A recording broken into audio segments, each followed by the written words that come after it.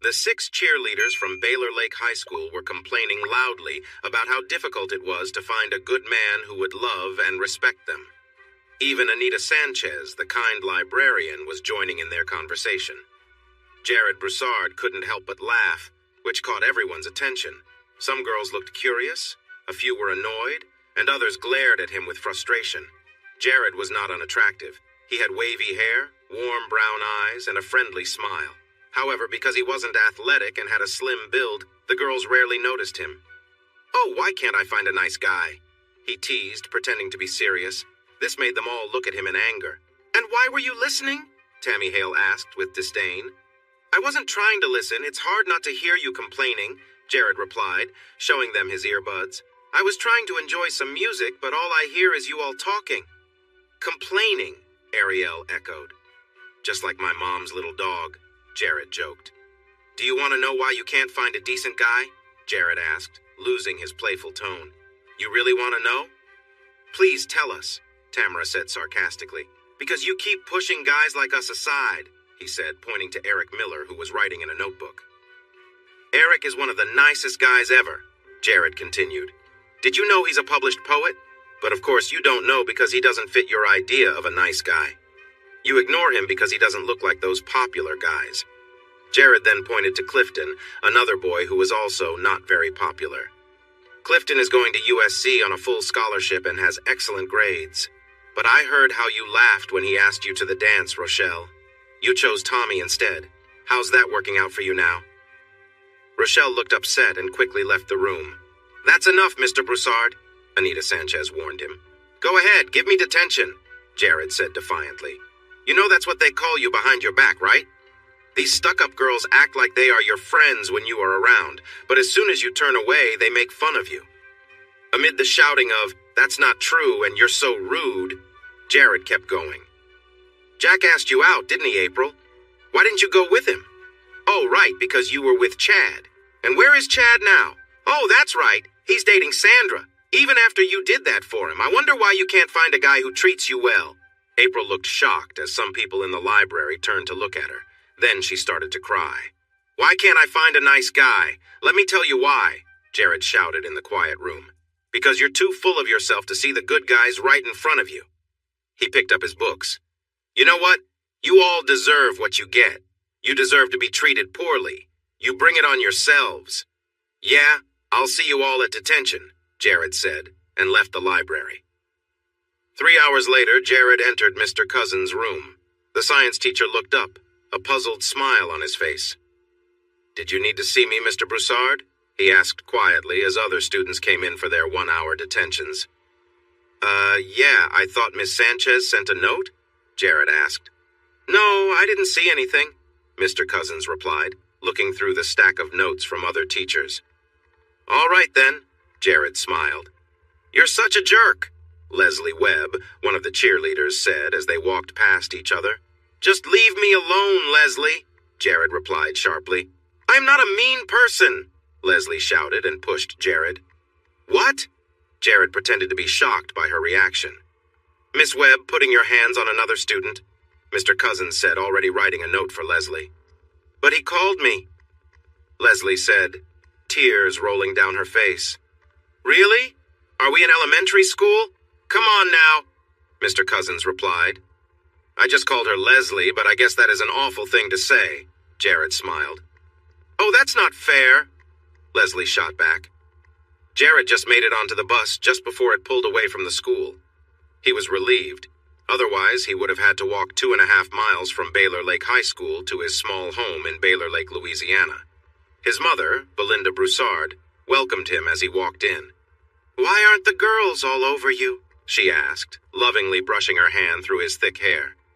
"They must be kept busy by their helpers," Jared joked.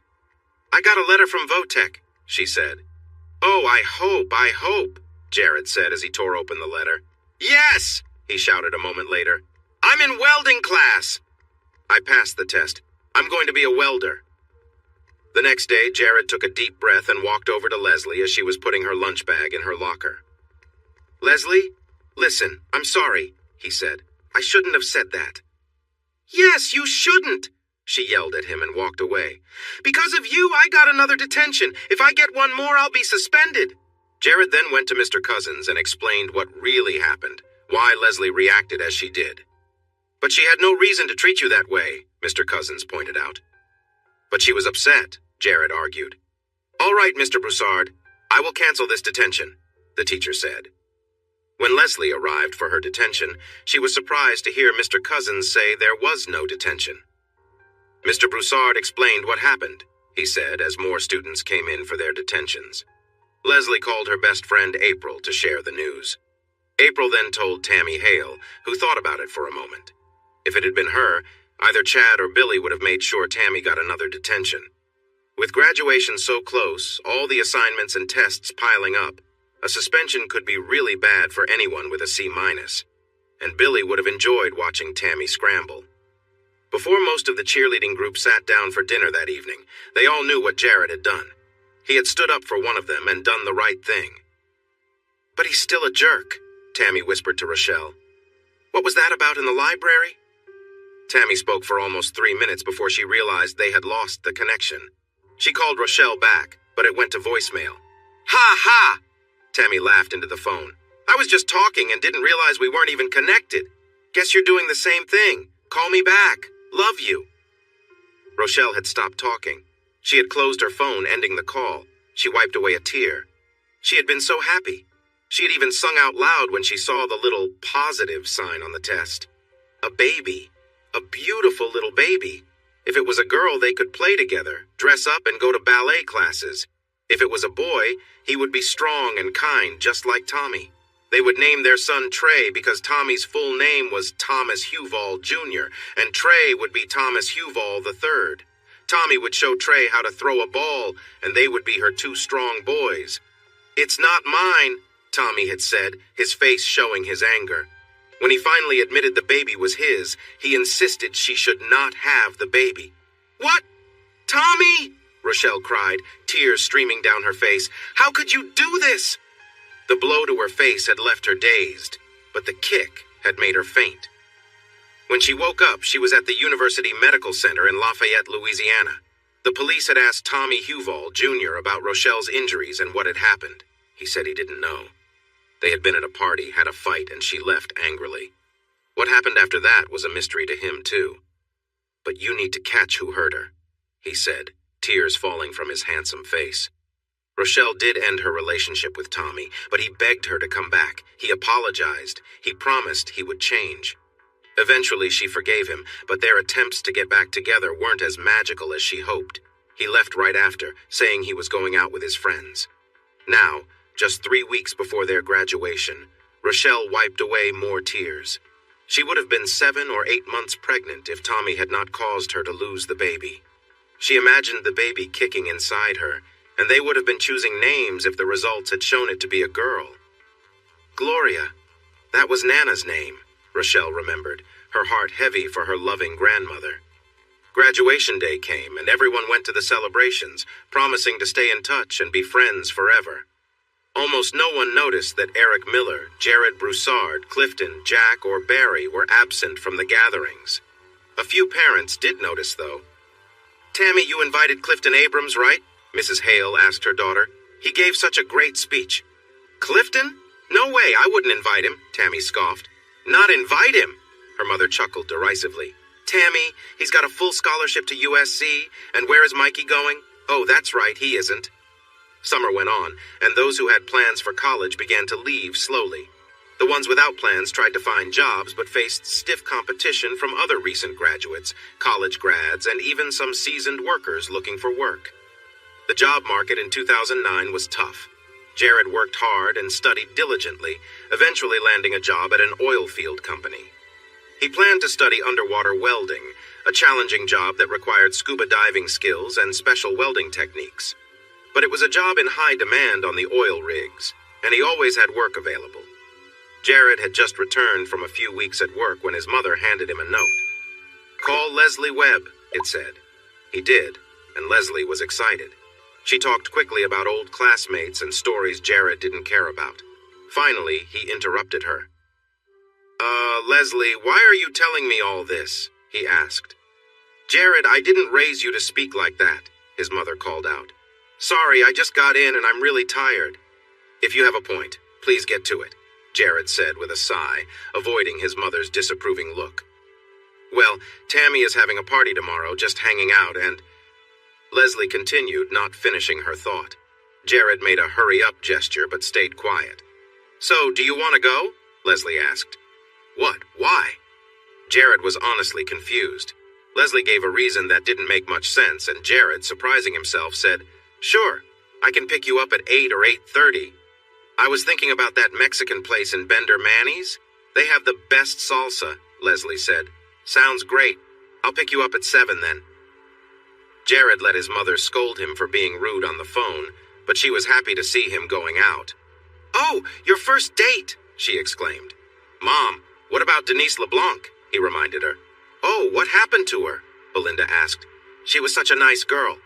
She took her own life, Jared said softly. He got dressed in his usual blue jeans and shirt, but his mother insisted he change into a nicer shirt and khakis. Clay Webb looked at Jared and frowned. He was neatly dressed with no scruffy beard or tattoos, but he didn't seem cool enough for Leslie. Daddy! Leslie called out. As they talked for a short while, Clay watched Jared with disapproval. Here was a young man living at home. He had a job, so why was he driving an old car instead of something better? Bye, Leslie said, taking Jared's hand and leading him away. We won't see him again, Clay told Darlene. Leslie needs a strong man, not someone she can easily push around. Did you see how he let her pull them out of here? He needs to be stronger. Darlene shook her head and held back her words. Clay was just like Leslie's other boyfriends, Tommy, Mikey, Charlie. Clayton George Webb had been stuck in the past for nearly 20 years, forgetting he was no longer in high school. The only money they had came from Darlene's inheritance. If her father hadn't been careful with it, Clay would have spent it all. What's wrong? Clay asked when Darlene didn't answer. Is it bad for a dad to want the best for his daughter? That's all my dad wanted, Darlene replied. Well, now you have me, Clay said, feeling proud of himself. Sure, Darlene said. While Darlene wondered why she had ever liked Clay or let him influence her life, Leslie was happily chatting away as Jared drove them to Manny's. His amusement mixed with confusion. Jared had asked Leslie out in high school once, back when he first got his driver's license and was excited about his uncle's old car. Leslie had laughed and told him that even if he were the last guy on Earth, she wouldn't date him. He noticed her outfit. His mom had made him wear nice clothes, but Leslie wore shorts, a simple top, and flip-flops. Leslie was thrilled when they arrived at Manny's. Charlie or Mikey would sometimes say they would go, only to change plans at the last minute to places she didn't like. Jared opened the car door for her and held the restaurant door open. He let her order first and even shared his water when the spicy salsa made her throat burn. So, Leslie? Jared finally said, interrupting her excitement. Yeah? She smiled, tossing her long brown hair back. Not to be awkward, but last time I asked you out, you said you wouldn't date me even if I were the last man on Earth, Jared reminded her. Her smile faded as she looked down at the table, then she looked back up. Yeah, well, I was wrong for saying that, she admitted. She took his hands in hers, noticing how rough they felt. Wow, your hands are rough, she said. Comes with the job. I wear gloves, but it happens, he shrugged. You remember when you talked to Cousins for me? You said I didn't deserve that detention? Leslie asked. Yeah, Jared replied, not really recalling that moment. Well, Billy, I would have made sure you got another detention, would have made sure you got that suspension, Leslie said. And it took you almost 2 years to say thank you? Jared asked as she traced his palm with her finger. Yeah, she admitted. When they arrived at Tammy's house, Leslie's cheerful mood returned. In high school, Jared Broussard didn't have much in common with the popular crowd. 2 years later, things hadn't changed much. Tommy and Charlie were loudly bragging about their strength, while Billy showed Chad, Mikey, and Richie his latest tattoo. The girls went into Tammy's room to share laughs and gossip. Broussard, how much can you lift? Chad mocked. Don't know, never tried, Jared replied honestly. Think Wayne still has his weights in the garage, Richie, Tammy's current boyfriend, suggested.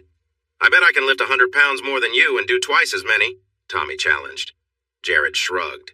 He was still thin, but he did carry his welding gear and scuba equipment around. Tommy seemed a bit softer than he did in high school, with a belly that hung over his belt. "Okay, let's say I lift 100 pounds, 20 times, Jared clarified. "You're saying you'll lift 200 pounds 40 times, right?" "Right," Tommy sneered. The girls came out of the bedroom and headed toward the garage. Jared showed them a $100 bill, and Tommy had to borrow and beg to put together his $100. Jared said, testing the 100-pound weight. "Let's add another 100, okay?" Tommy started to sweat as Jared easily lifted the 200 pounds, doing 25 reps quickly.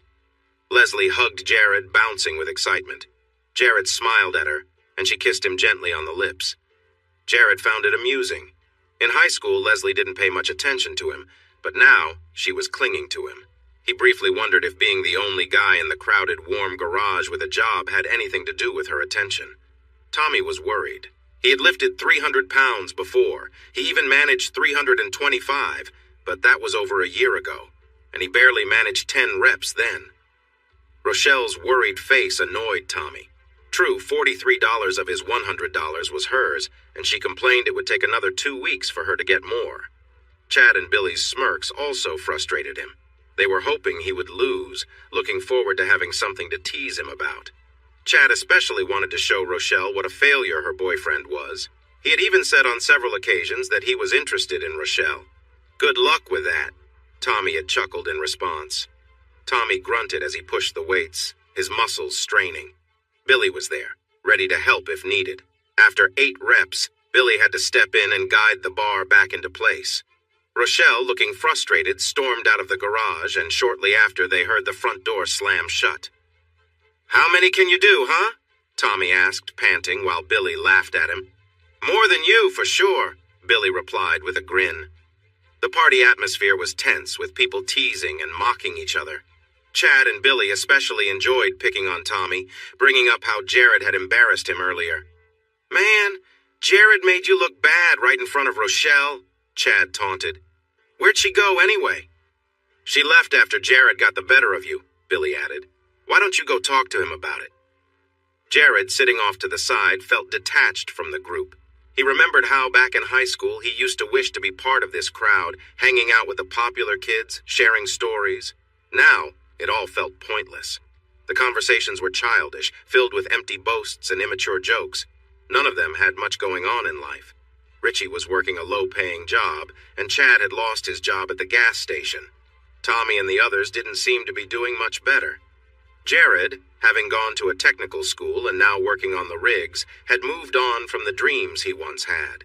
It was clear that he no longer fit into their world.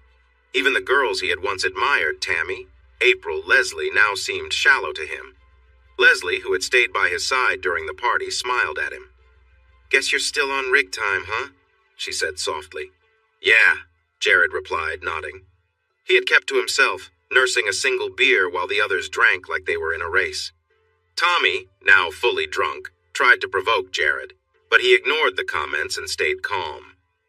Later, as they sat in Jared's car, Leslie leaned over and made a playful comment about how they could have gotten a hotel room if he had taken some money earlier. Jared laughed it off, not really caring. In the end, losing his innocence, both in terms of the crowd he once idolized and the relationships he imagined, wasn't as meaningful as he had once thought it would be. Reality had set in, and the magic he had hoped for just wasn't there. Leslie must have felt a rush of joy. She gasped and trembled in delight. "And wow, you're much bigger than I expected," she complimented before she wanted to try again.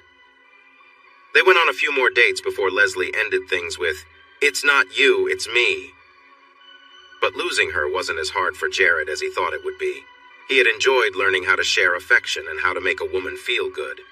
He found pleasure in their time together and appreciated the sounds of her enjoyment.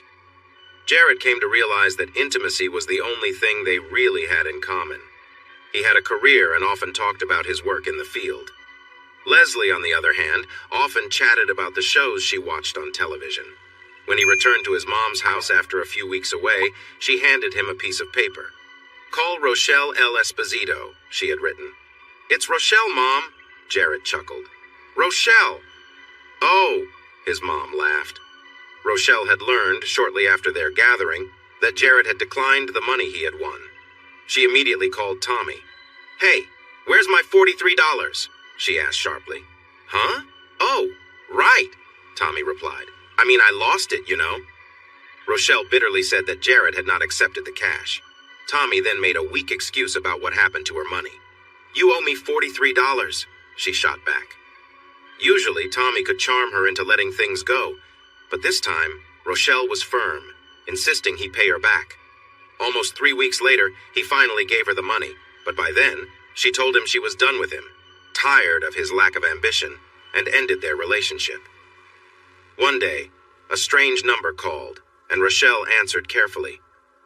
"Hello?" she said. Tommy had been using different phones to reach her. Leslie was more than happy to date Tommy, but she had less money than he did. Tommy soon realized how much he missed Rochelle. "Hey, Rochelle, it's Jared. My mom said you called," Jared said. "Oh, hi, how's it going?" Rochelle replied. They set up a plan to meet at Cowboy's Barbecue, then head to a movie theater in LG, Louisiana. "Okay, I'll pick you up at 6:30. Do you still live on Magnolia Way?" Jared asked. "Yeah," Rochelle answered, surprised Jared knew where she was. That date led to more, and then Jared had to leave for work again. Tommy tried to win Rochelle back, but she firmly told him to stop trying. Belinda's note made her mother and son laugh. Rochelle was in class when she got a call, so she returned it almost an hour later. She and Jared decided to meet the next evening, as she had work that night at Taco Bell.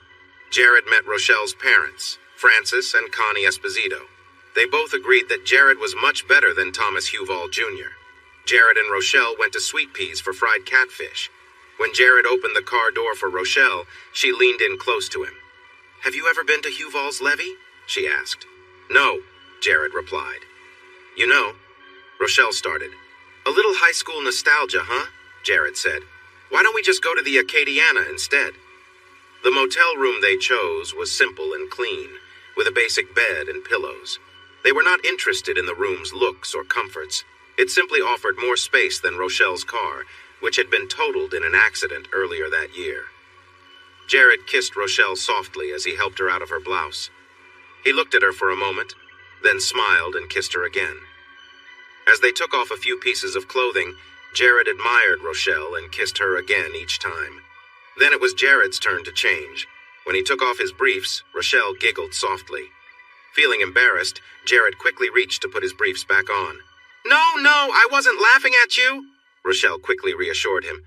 She held his hands tightly. "No, sweetie, please don't," she said, kissing him gently. "It was just funny because of Tommy. He always acts like he's so impressive," Rochelle explained, moving her hips playfully. She kissed him again, smiling. "But when I see you, you're just as good as he is," Rochelle said with a grin. They fell onto the bed and kissed deeply. Rochelle noticed some differences between Tommy and Jared. Jared was more gentle and caring, appreciating her in a way that felt warm and kind, unlike Tommy's more harsh comments, as if Tommy had any room to talk at all. Jared had gained some weight since graduating, going up from a 30 to a 34-inch waist. He didn't say anything bad about Rochelle, but Tommy had complained, saying some unpleasant things about her. Jared and Rochelle spent time together, and while their relationship had its intimate moments, Jared always made sure to be respectful and gentle. He cared about making her feel comfortable and happy. Over time, they got closer, and their bond deepened. But Jared couldn't help but feel like something was missing outside of their physical connection. They checked into a motel a few times, spending time together away from distractions.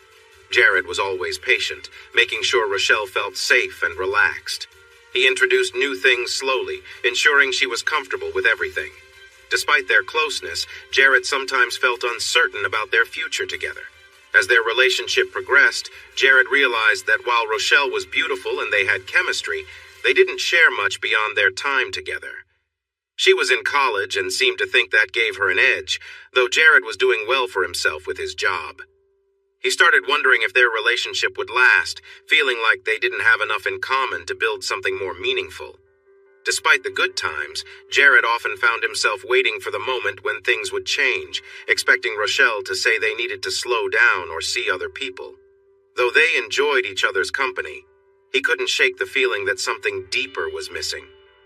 Rochelle continued to spend time with her friends Tammy, Tamara, April, and Leslie. This also meant she saw Chad, Richie, Billy, and her ex-boyfriend Tommy. Jared didn't think Rochelle should completely cut ties with her friends, but he found it strange that she was comfortable being around someone who had not treated her well, had cheated on her more than once, taken money from her, and had hurt her before. When he got back home from a long job that lasted longer than expected, he noticed a note from his mother. It said to call Rochelle. He had just spent over 3 weeks working on different rigs. The last one had been really scary. He had come face to face with a bull shark. In his fear, he had used his welding tool to keep it at bay while he quickly finished his work. "Last time I was down there, I had hammerhead sharks all around," another welder said. "But bull sharks aren't a big deal. They can still hurt you," Jared replied. In his mother's kitchen now, he smiled. He knew his mother didn't think too highly of Rochelle, calling her Roach El Esposito when she wasn't around. When Jared called Rochelle, she said, "Hey, we need to talk." Jared felt a mix of relief and worry, glad they would finally talk. "Sure, when and where?" he asked. "I guess you can come over," Rochelle replied. "My parents will be home around 6, is that okay?" "Sounds good," Jared said. Belinda, his mom, was watching her favorite show. Jared waited for a commercial to tell her he was going to see Rochelle that evening. "Sounds like she might want to end things," he admitted. "Oh," Belinda replied. "That's too bad." "Yeah, I kind of thought it might happen," Jared said. "Why do you think that?" Belinda asked. After showering, taking a short nap, and putting on gray pants and a black sweater, Jared kissed his mom goodbye and drove to Rochelle's house. When he arrived, Rochelle said, "I'm pregnant." Jared was speechless. "What do you have to say about that?" Rochelle's father, Francis, asked. "That's a big responsibility," Jared finally replied. "Exactly," Francis said, clearly upset. "So what are you thinking?" Rochelle asked, looking into his eyes. They got married on a windy January day with all their friends there to celebrate. The girls all squealed and complained that it wasn't fair. Rochelle was the first to get married.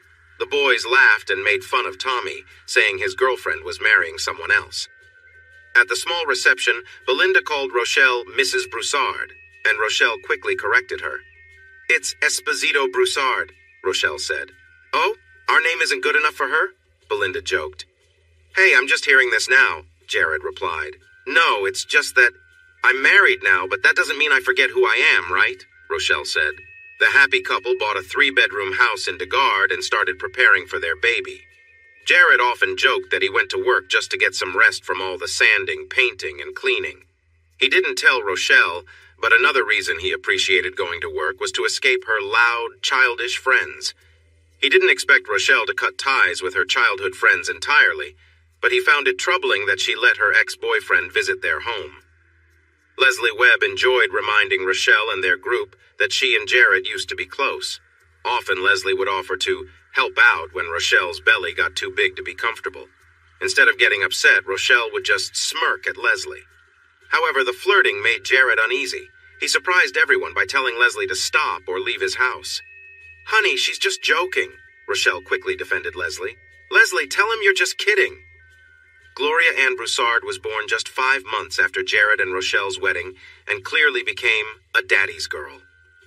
Whenever the baby heard her dad's voice, her warm brown eyes would search until she found him, and then she would smile without teeth. "Yeah, Daddy, she's been a handful the whole time you were gone," Rochelle would say. "Is that true?" Jared asked his little girl. "Have you been naughty for Mommy? Did you make those diapers extra stinky?" Gloria learned to crawl, then walk, and soon she was moving around very quickly. When Rochelle called for her to stop, Gloria would just giggle with delight. But if Jared asked her to stop or come back, she would immediately turn around and run to him. "I can't stand you! I can't stand you at all, you hear?" Rochelle would snap whenever Jared smirked at her. When Gloria was almost 2 years old, they found out Rochelle was pregnant again. She was unhappy about this. She had just returned to her classes at ULD and had even decided to major in education. A second baby would delay their plans once more until the baby could be cared for without needing so much help. But it was still a joyful time for them. Jared was busy turning the 3rd bedroom into a nursery. "And you're going to be a big sister," Rochelle said to Gloria. "You can help Mommy with the baby, right?" "Right," Gloria replied. I can hold it and rock it. Jared had just returned home after another 3.5 weeks away, when Tammy, April, and Leslie were visiting. Gloria had just fallen asleep for her nap. She only napped for her daddy, not her mommy. Tammy was complaining about a date she had with a man who was slightly older but not very nice. I can't believe this guy shook my hand and said, "Hey, don't be a stranger," Tammy hissed, her pretty face twisted in anger. Jared laughed, and 4 sets of eyes glared at him. "Oh my God, you're joking," Jared teased. "So you used your own selfish reasons to decide this guy was good enough for you, and now you're surprised he's selfish too? Really? Does he have to be here?" Tammy asked Rochelle about Jared. "Yes, he needs to be here," Jared said, taking a beer from the fridge. "He helps pay the bills, cuts the grass, and puts food in the fridge. Yes, he's part of this." "Anyway, can you believe it? The time together was amazing, and then I get this 'don't be a stranger' nonsense," Tammy said. "Let me tell you, if you got close on the first date, he won't be around again," Jared interjected. "But it was great," Tammy defended. "Great for a guy? Sure," Jared replied. "But even if it was that good, why would he just want you when he could have you and your friends too?" "What a jerk," Tammy said to Rochelle. "No wonder you're still with Tommy." Jared glanced at his wife. The horror on Rochelle's face told him everything he needed to know. The shock on Leslie's and April's faces, and the smug look on Tammy's confirmed it. "I'm leaving Thursday," Jared said quietly to Rochelle. "I won't be back for at least 2 weeks." "Jared, it was just—" Rochelle began. "You need to have your things out before I return, okay?" Jared said firmly. With that, he walked through the kitchen to the garage. "Oh no, Tammy, why? Why did you say that?" Rochelle lamented. They all heard the garage door open and then Jared's truck start. "What? He brought it on himself," Tammy argued. "But did I? Did I deserve this?" Rochelle yelled. The truck sped away quickly. "You forgot to close the door," April pointed out. Rochelle decided to stay put. She and Gloria would wait for Jared to come home from work. Then Teresa White handed Rochelle some papers. One was about ending her marriage. Another told her to leave the house. But the third paper was the hardest for Rochelle. It made her scared. It asked for a test to see who Gloria's father was. After their second daughter was born, there would be another test for the baby, too. When Rochelle dated Tommy, his mother had shown her some baby pictures. Gloria had brown eyes just like Tommy's. Baby Tommy had a sweet dimple in his right cheek, and so did Gloria. There were also many similarities between Jared's baby pictures and Gloria's. Penny Richards from the law offices of Richards, Pellichet and Richards was hired to help Jared with his divorce from Rochelle. "Come on, Gloria, we're going to see Mama and Pawpaw," Rochelle called. "No," Gloria replied. "Yes," Rochelle insisted, bending down to pick up her daughter. "No," Gloria said, running away. "Gloria, I don't have time for this," Rochelle shouted, chasing after her stubborn daughter. A few light taps on Gloria's rear only made her cry louder, but they didn't change her mind. Connie helped calm down the crying girl while Rochelle spoke with her father. Just as Connie got Gloria to settle down, Francis came into the kitchen, upset. "You need to talk to your daughter," he told Rochelle sharply. He grabbed a beer from the fridge. "I can't believe this," he said, gritting his teeth. Rochelle sat on the couch, crying. Her own father had insulted her. "With all the money spent on your education, how could you do something so foolish?" Francis shouted from the kitchen. Connie hugged Rochelle and rubbed her back. When Rochelle seemed a little better, Connie looked at the papers. "Oh my God, no, Rochelle, a divorce!" Connie exclaimed. "Ask her why!" Francis yelled. "Ask her why her husband, a good man, wants a divorce from her." "That's enough, Francis," Connie replied firmly. "Order to leave? He can't make you move out. This is your house too, right?" Connie said in shock, reading the second set of papers. But when Rochelle's mother read the third set of papers, she was silent. She glanced at her daughter, stood up, and left the room. "No, that is your daughter," she said sharply to Francis. "You go and talk to her." Although they were disappointed in their daughter, Francis and Connie did lend Rochelle $2,000 for the help she needed. They called it a loan, even though they knew they would probably not get that money back. "I cannot make you move out," Sophia said. "But if you stay here, you will need to share the household costs. Without a job or income, it will be tough to manage." Sophia looked at the request for DNA tests for both Gloria and the baby. She turned her attention to Rochelle, who kept her expression neutral. "Is there any chance that either child is not his?" Sophia asked. "Yes, ma'am," Rochelle replied, blushing deeply. Jared was away at work, and the logs confirmed his location. But someone who knew about welding had closed the doors of Tommy's truck shut. Someone who understood how to use an acetylene torch had damaged the drive shaft on Tammy's car. When she tried to back out of her driveway, the car would not move forward. Even over her music, she heard the sound of the drive shaft hitting the road. Someone also tampered with Billy's motorcycle. The first bump he hit at a good speed caused serious problems, throwing him forward. Billy's helmet saved him, but he still suffered serious injuries. Someone with welding skills had damaged Chad's steering. He had trouble turning the wheel, and the car would only go straight, whether going forward or in reverse. Charlie, Richie, Mikey, Leslie, Tamara, and April were all nervous. Nothing had happened to their cars yet. But would today be different? Would today be the day they got in and something went wrong? When Jared was due back, Rochelle waited at their house. She called to confirm that Jared had arrived on the boat at the intended time. If the boat picked him up at the rig at 2:30, he usually got to the canal by 4. Then it was a short drive home, but by 8 o'clock, Jared still had not returned. Rochelle had already taken her and Gloria's things to her parents' house when she moved back. Now, as she walked around the house, it felt new to her. The bed was still there, but now she noticed there were no pillows. The bathroom still had the nice towels she had bought, but Jared's razor, deodorant, and cologne were all gone. The closet was also empty. "But he was away! He couldn't!" Rochelle cried. "Belinda!" she shouted. "Roach L. Esposito-Broussard called for you," Belinda said, trying to reach Jared on his new phone. "What did you tell her?" Jared asked as the lights of Houston faded behind him. "The truth. You aren't here," his mother replied. Not long after Gloria was born, a company contacted Jared. They offered him a 6-month job to work on the Alaskan pipeline. Rochelle didn't even consider it, even though the pay was nearly 4 times what he was making before.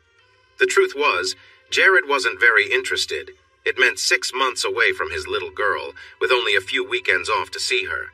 And having spent his whole life in southwest Louisiana, he was unsure about facing the harsh Alaskan winter. But now, he had no excuse not to go. "And by the time I'm done, the divorce will be finished," he told himself. Chris Fontenot from Fontenot's Equipment and Services had been told by Jared not to inform Rochelle that he no longer worked there. But Chris had a soft spot for upset pregnant women, and eventually revealed that Jared had quit.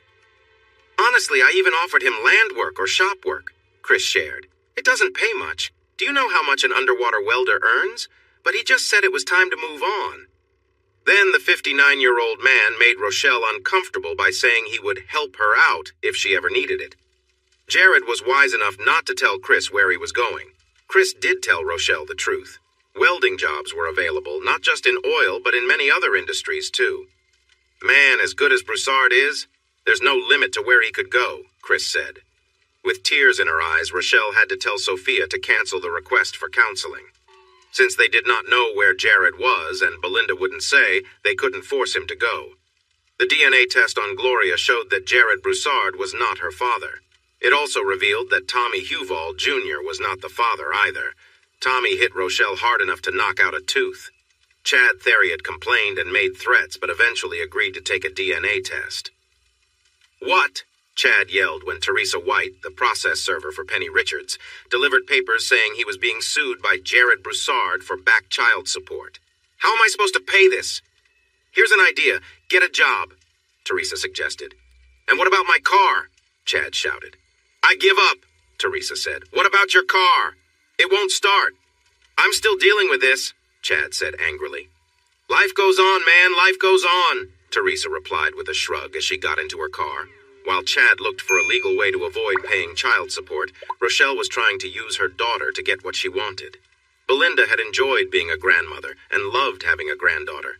It hurt her deeply to discover that she wasn't related to the lively little girl, and probably not to the baby girl that Rochelle was expecting.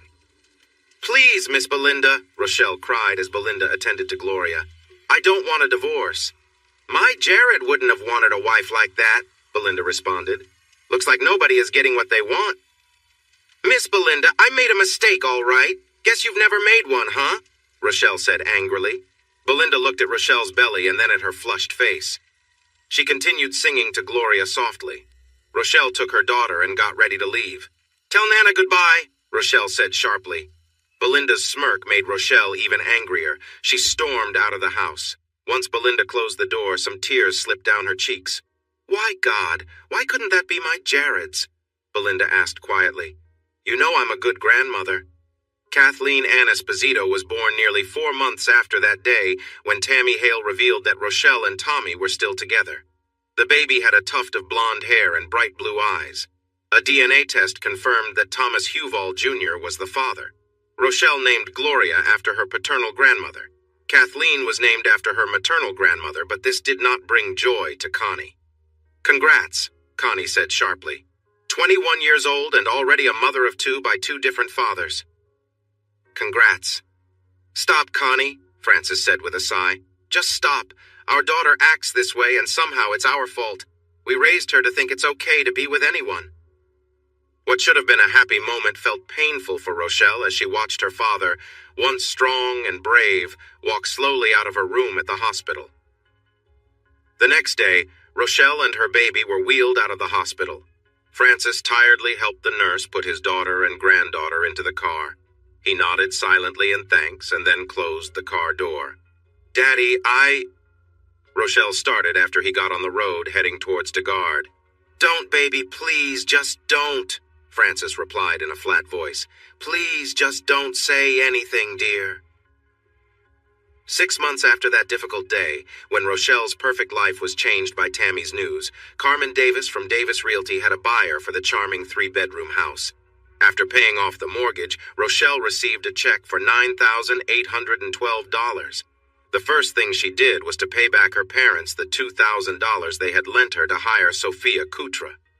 Her father looked at the check and then passed it to her mother. Dad, I'm sorry, Rochelle whispered as they sat at the kitchen table.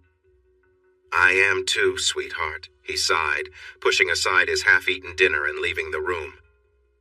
Mom, what can I do? Rochelle asked her mother, tears flowing down her cheeks. What's done is done, Connie said without much emotion, continuing to eat her dinner.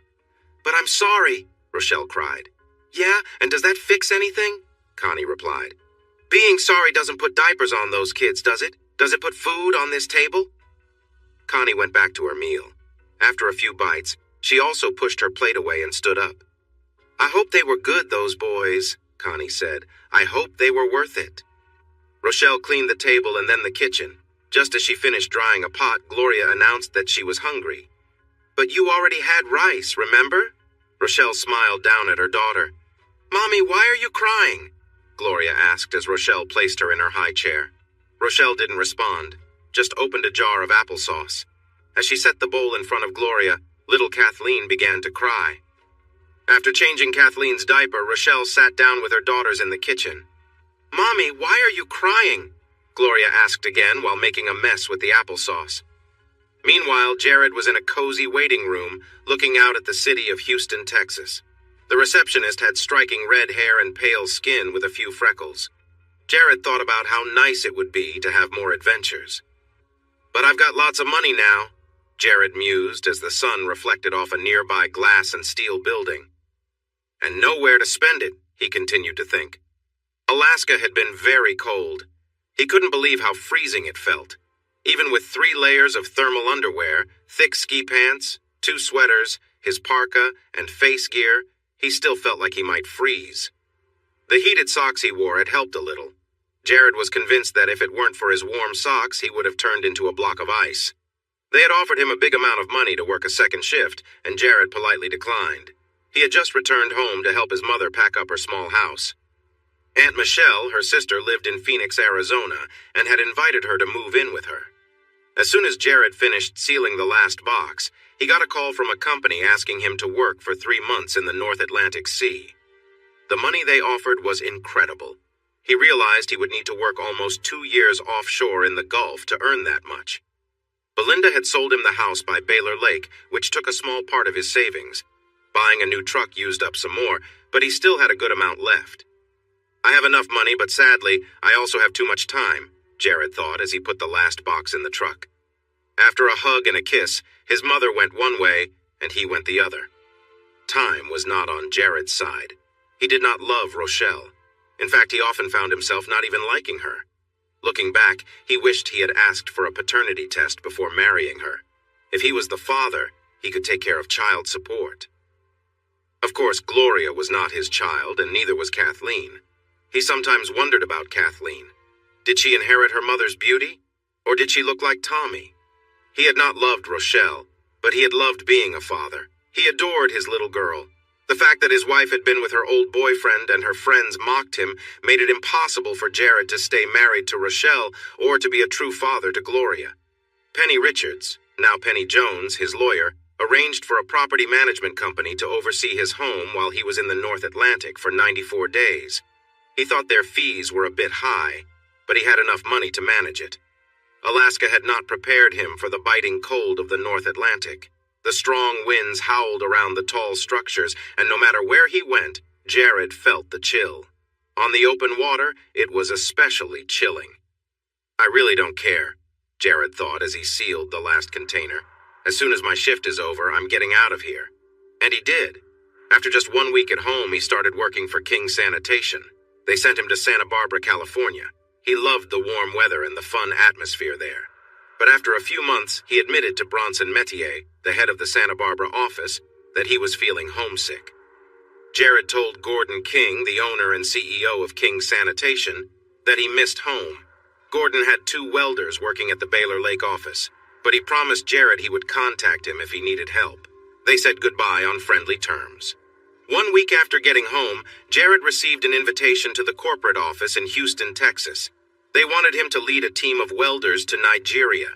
The person on the phone laughed and mentioned that Nigeria was much warmer than Alaska. The sun made the nearby black glass and steel buildings shine like a bright diamond. Jared turned his gaze away from the light and looked at his watch again. The email stated their appointment was at 3:30. Mark Barnes had confirmed the time over the phone. The receptionist, who was very nice-looking, also confirmed that the appointment was set for 3:30. His watch now read 4:20. The clock on the wall behind the receptionist showed the same time. Jared stood up, took one last glance at Houston, Texas, and exited the corporate headquarters. "Sir?" the receptionist called, but Jared let the door shut behind him. In the lobby, a security guard finished a phone call and gestured to Jared as he stepped off the elevator. "Sir? Mr. Broussard? Mr. Barnes is waiting for you," the guard said. "Please tell Mr. Barnes not to contact me again," Jared replied. "I won't work for a company that treats its employees with such disrespect." For his little negotiation misstep, Mark Barnes lost his job, received a small severance, and was advised that he might not want to use the company as a reference. Jared went home and had a quiet dinner at Sweet Peas. He thought about stopping by the dead-end bar for a cold drink, where he could relax and watch the lively atmosphere, but he felt more like resting in bed. When he lay down, the digital clock read 8:37. He wished he could tell Gloria the story of Bunky, the chunky monkey. Someone had given her a stuffed monkey, and Jared had created rhymes to entertain her. Chunky, clunky, flunky, hunky. Jared smiled while resting in his cozy bed. Chris Fontenot was happy to hear from Jared. He didn't even wonder why Jared called him at home at 8:54 in the evening. "Yeah, I need to catch up on some shop work," Chris agreed cheerfully. Jared arrived the next morning feeling a bit tired from the few drinks he had the night before, but he made it on time, which was more than what many of the other workers could say. Chris hugged Jared and then teasingly tugged at the full beard Jared had grown while in Alaska. "Wow, it really feels odd," Chris joked. "Yeah, it does," Jared replied, rubbing his chin. Despite a rough morning, Jared focused on his work. He made sure everything was perfect before starting on the next task. "You look great, you know that?" Chris said. One of the men was working on a swing set for a school. Jared paused to watch for a moment, then moved on to his next job. "Do you have any kids?" the man asked Jared. "I did," Jared answered softly. "I'm sorry to hear that," the man said, and returned to his work. One day out of nowhere, Eric Miller called Jared's home phone. "Hey, my book got picked up for a movie." Eric exclaimed. Wow, that's amazing. Congratulations, Jared said, thrilled for his old friend.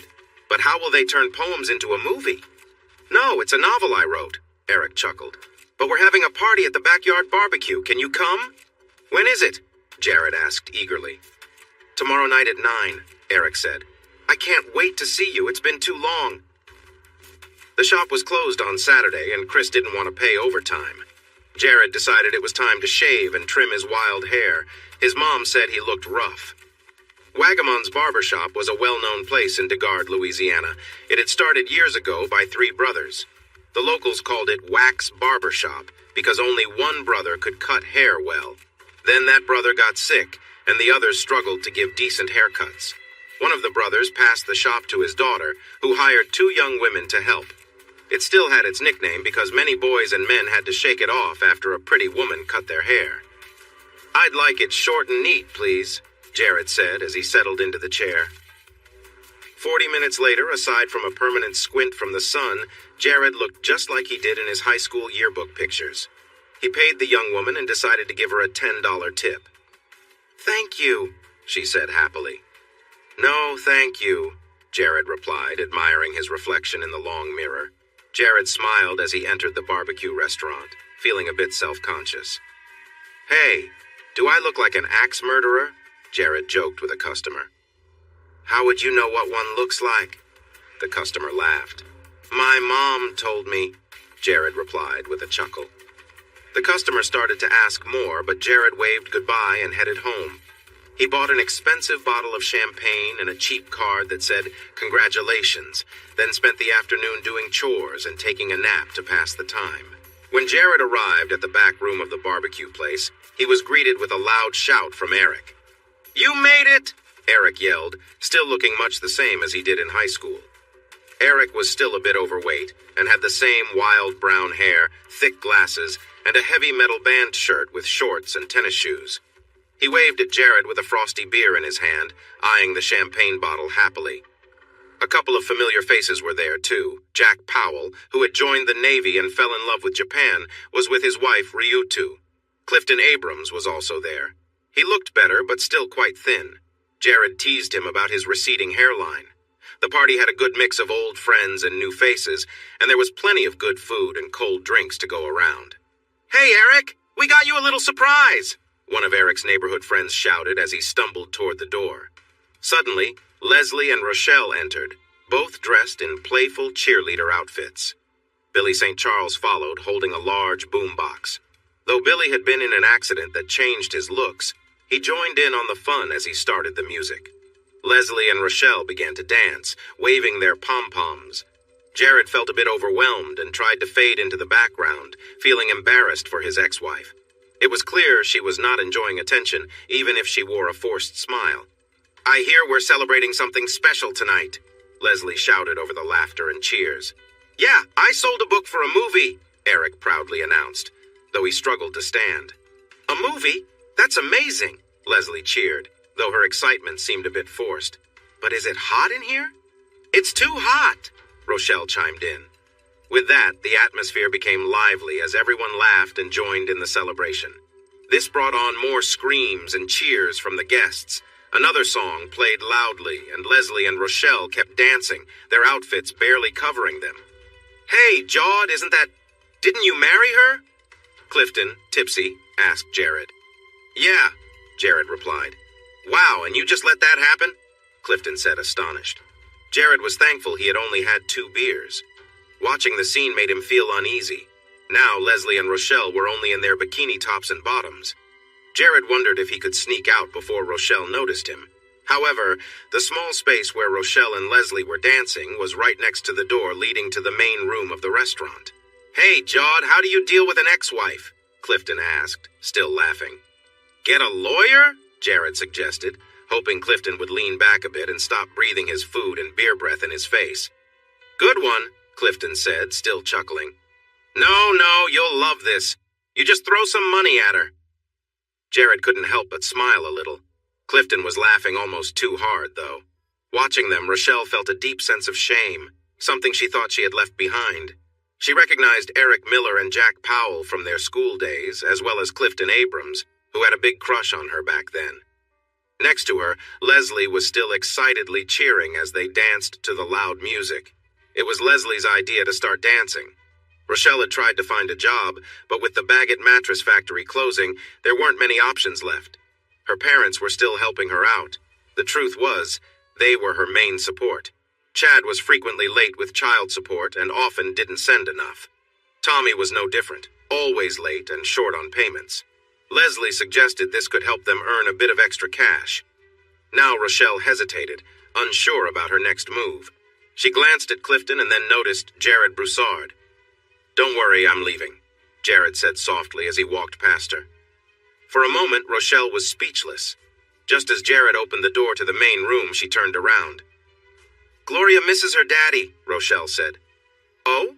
Are you not taking her to see Chad on visiting day?" Jared asked. "She misses her dad, not the donor," Rochelle replied. Jared walked into the main room. "And I miss you too," Rochelle called out as the door shut. That night, Jared sat in his dim living room, finishing his 7th beer. He longed for someone to talk to, someone who could offer guidance. His father had died a long time ago, and Jared had never met his father's parents.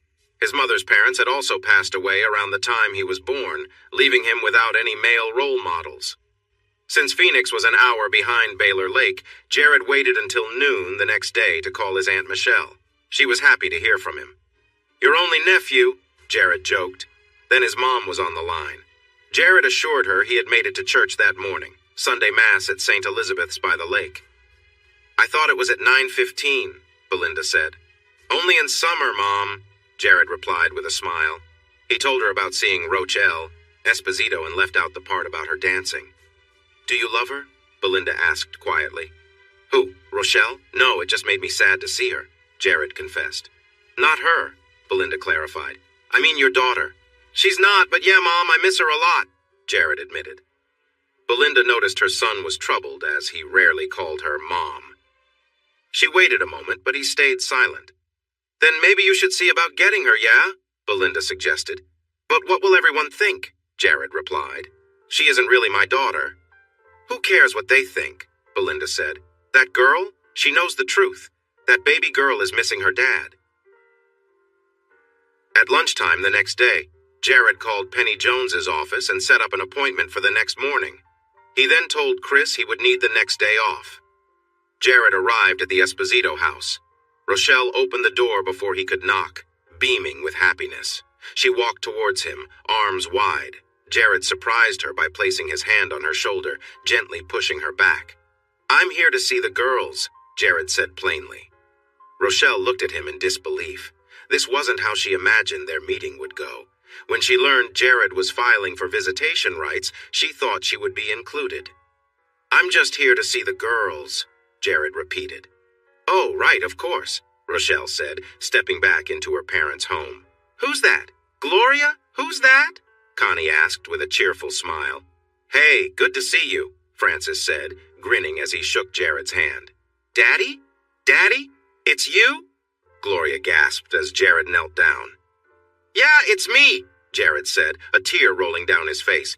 "Daddy, wait here," Gloria shouted, then ran out of the room. "Kathleen, this is your daddy. Say, 'Hi, Daddy.'" Connie encouraged the small child. "See, Gloria can run fast," Jared said to Rochelle, who was quietly crying. Jared, Francis, and Connie chuckled as Kathleen hid behind her maw-maw. "Daddy, you need to tell Kathleen about Bunky Monkey. She doesn't know about him," Gloria shouted as she dashed back in, holding the worn, stuffed monkey. "Well, I have Punky Monkey and Spunky Monkey at my house.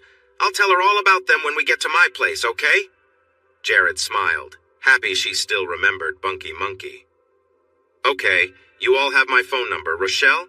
It's the same one my mom used to have, and I gave your dad my cell number," Jared said as he picked up Gloria. "You ready?" When the test results about Gloria Ann Broussard came back, Jared asked to remove his name from the child's birth certificate.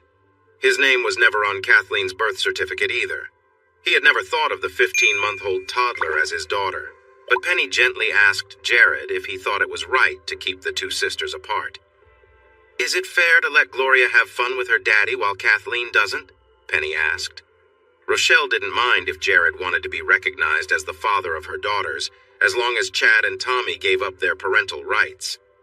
Chad was quick to sign away his rights. Penny joked that he moved through the papers so fast there were traces of smoke. Now, as Jared packed diaper bags and a Barbie suitcase for Kathleen and Gloria, Chad was showing off to April. "Yeah, I miss my kid," Chad laughed. "Now he's the one who has to pay her child support." Chad was too caught up in himself to notice that April seemed quieter than usual. When they stopped at Huval's levee, she softly said she wasn't feeling well and thought she might be getting sick. "Can't even help me out?" Chad demanded. "Yeah? Do you want me to be sick all over it?" April shouted back. After that, he slapped her and drove her home. "I really think I am getting sick," April said as she stepped out of the car. "It's called common sense." She had asked Chad about their wedding plans. She'd been wearing a cheap engagement ring for 3 years. The diamond was small and the band was made of gold. But whenever she brought up marriage, Chad always had some reason why they couldn't go forward. April had hoped that now Chad no longer had to support Gloria financially, he would focus more on their wedding plans. Instead, he was talking about joining his older brother Davy, investing in a racing car, and competing on Saturdays in Pinoak, Louisiana. "Yeah, Chad, I'm really seeing things clearly now," April said as she walked into the house she shared with her parents. When Jared asked Tommy for support, Tommy thought for a moment and then agreed to sign the papers. He didn't like paying anything to Rochelle Esposito and didn't want to be responsible for her child. "It's like giving money over and over and never getting anything back," he complained. "Doesn't she know about birth control?" Tammy Hale was also realizing some truths as she listened to Charlie and Tommy laugh about how foolish Jared Broussard was. Her last date was with a top salesman from a car dealership in LG. They had shared a moment in the car on the way to a nice Italian restaurant, and then things continued at her place. "Then he turns out to be married," Tammy grumbled to herself. Looking back, she should have guessed when he wanted to go to her place or rent a room. $600 a month? Not anymore? Goodbye, Tommy shouted, laughing. "Such an idiot," Charlie chimed in, chuckling. Charlie was still in college, and it had been nearly 7 years since high school graduation. He still hadn't gotten enough credits for his degree, yet he thought he was smarter than Jared or Jack. After all, Jared had gone to a small technical school, and Jack had joined the Navy. Tammy tossed her long red hair back and reminded Charlie and Tommy that she needed to start cleaning. That worked like a charm. Hearing the word work made both of them leave her apartment. As Tammy picked up the many empty beer cans in her place, Jared carried both girls to his truck. Rochelle followed behind, feeling a bit disappointed that this reunion wasn't what she had wished for. "If you need anything, just call me, all right?" Rochelle said. "Even if you just want to talk." "Sure," Jared replied, fully intending not to reach out to Rochelle. Kathleen felt unsure about being with this stranger, but her sister's excitement made her feel better. She waved goodbye to her mom, and soon they were driving away. Much of Nana's furniture was still in the house, making it familiar and comforting for Gloria. Her old bed was still there, along with a new one. Kathleen would sleep in Gloria's old bed because it had safety rails, while Gloria would rest in a new princess bed. There were even her old toys tucked away under the bed. There were 2 stuffed monkeys named Punky and Spunky. While Jared shared a fun story about how Punky and Spunky came to live with him, Rochelle sat quietly in her room at her parents' house. In front of her was the wedding album. Among their friends, Rochelle was the only one who had gotten married and then divorced. She was also the only one with kids. Tamara had a baby boy but chose to give him up for adoption. Soon after, she moved away and no one knew where she went. Ariel had shared that she was gay, which surprised no one. Now she lived in Austin, Texas, with a woman who had a tough appearance and a love for strong drinks. Rochelle sighed and closed the photo album. It was a Friday night, a little after 8 o'clock. She didn't have her kids with her, no work to do with Leslie, and she didn't need to hurry home to help her mother. She picked up her cell phone, thinking about texting Leslie, Tamara, or April to see if they wanted to hang out. But then she put her phone back down. The one thing she really wanted to do was not possible.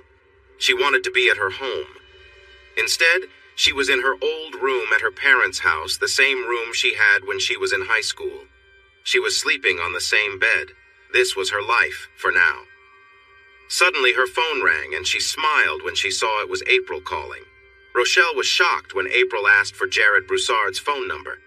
"What? How would I know it, remember? We're divorced?" Rochelle replied. "April, I have to go. Tammy is on the other line." "You're joking," Rochelle exclaimed when Tammy asked for Jared's number too. The end. Author's note. I write these stories for fun and share them here for you to enjoy. Thank you for reading. I especially appreciate those who take the time to rate my stories and leave feedback. As for the issues with Tommy's car, Tammy's drive shaft, and Billy's motorcycle, if it wasn't Jared, who could it have been? He had many friends at Fontenot's Equipment and Services and the Votech School. Besides, don't you think Jared is the only one the group has treated unfairly? By posting this story under Why, I've met a fun little goal I made for myself. In 2017, I wanted to write at least one story for each letter of the alphabet and 5 stories for every letter. I know it's a bit silly, but it kept me motivated and entertained. This will be my last story on this site for a while. I want to focus more on some other projects I am working on. How long will I be taking a break? I really don't know. It could be a month, or maybe 2 months, or even a year. I just can't say. Hope you have a nice day. Kathleen knew it was Wednesday and told everyone at Happyland Daycare that her daddy was coming to get her. "How does that little girl know it's Wednesday?" one staff member asked another. "Yeah, and how does she know when it's her daddy's turn to pick her up?" the other woman replied. At 2:45, Kathleen would start putting her crayons away. She always made sure to line them up in order: black, brown, blue, purple, red, yellow, green, and orange. If the crayons weren't organized, she'd get very upset. At 2:45, she would carefully put her crayons back, stack her coloring books neatly, line up the blocks against the bench, and look around for any toys that needed to be put away. "That girl has her quirks," Magdalene Savoy, the head of the daycare, noted. If it was cold outside, Kathleen would stand by the coat hooks and wait for a teacher to help her put on her coat. If no one came after 5 minutes, she would call out for help. On warm days like today, she would stand by the large glass door and watch for her daddy's truck. When her mother, Maw or Paw came to pick her up, Kathleen would be busy drawing, playing, or singing little songs until they came to get her. If she was having fun, she might be a little stubborn about leaving. Gloria also knew it was Wednesday. On Wednesdays, she was usually one of the first children to run out of William C.C. Claiborne Elementary School in search of her daddy's truck. It was the same on Fridays when it was his weekend. At Daddy's house, they would have juice and animal crackers. If it was sunny, they'd play ball or swing on the swings Daddy set up for them. On rainy days, they would sit at the table to draw and play with paint. Daddy even knew how to make Play-Doh. Wednesday meant dinner at McDonald's for his girls. Jared knew how to cook because his mother had taught him. During his marriage to Rochelle Esposito Broussard, she was always happy to let Jared take care of the cooking when he was home from work. But making meals for a 5-year-old and a 2-year-old was not something Jared was good at. So they often went to McDonald's. Jared bought them their Happy Meals and sat them down. He squeezed some ketchup onto a napkin for Kathleen. "Daddy, I need to go to the bathroom," Gloria said. "Right now, sweetheart?" Jared asked, trying not to sound annoyed. "I can take her," a friendly young woman offered. Jared looked up at her. She had short, strawberry blonde hair, a cute face, and a warm smile. She was about 4 feet, 10 inches tall, even with the high-heeled shoes she wore, and she had on a business jacket and a knee-length skirt. "Ma'am, I appreciate that, but I don't know you," Jared said. "Oh, you're right," the woman said, her beautiful green eyes wide. "I wasn't thinking, was I? But if you'd watch our food so they don't throw it away, I'd really appreciate that," Jared continued. "I can do that," she agreed, and sat down next to him. "I'll be right back," Jared said, lifting Kathleen with one arm while holding onto Gloria's hand with the other. He took them into the restroom, cleaned the toilet seat, and set Gloria down to do her business. While she was busy, Jared also changed Kathleen's diaper. "And one day, you will be a big girl like your sister and use the big toilet, right?" Jared encouraged. "Uh-huh," Kathleen nodded. "Okay, Daddy, I'm done," Gloria called out. "How does Rochelle manage all this?" Jared wondered aloud. "Thank you," Jared said to the young woman as he brought the 2 girls back to the table. "No problem," the woman smiled, her country accent noticeable. "By the way, I'm Jared Broussard. And these are my daughters, Gloria and Kathleen, he said. I'm 5, but she's only 2, Gloria added proudly. And I'm Anne Huval, the short woman smiled. Her accent was strong when she said her name, stretching Anne into 2 syllables and Huval into 3. From northern Louisiana? Jared guessed. Yeah, how did you know? Anne asked, surprised. Shreveport, he guessed. Where's that? Gloria asked, her little face scrunched up in confusion. Paulton at the other end of I-20, Anne confirmed. Uh-huh, Jared smiled. So what are you doing in DeGard? Working. I work at Young Insurance, Anne replied. That's my company, Jared said. Truck and homeowners. Well, we also do health insurance, and even though no one wants to think about it, we offer life insurance too, Anne explained. Health is through my job too, along with life insurance, Jared said. Fontenot's welding. Well, let me give you my card in case you want to learn more, okay? Anne smiled.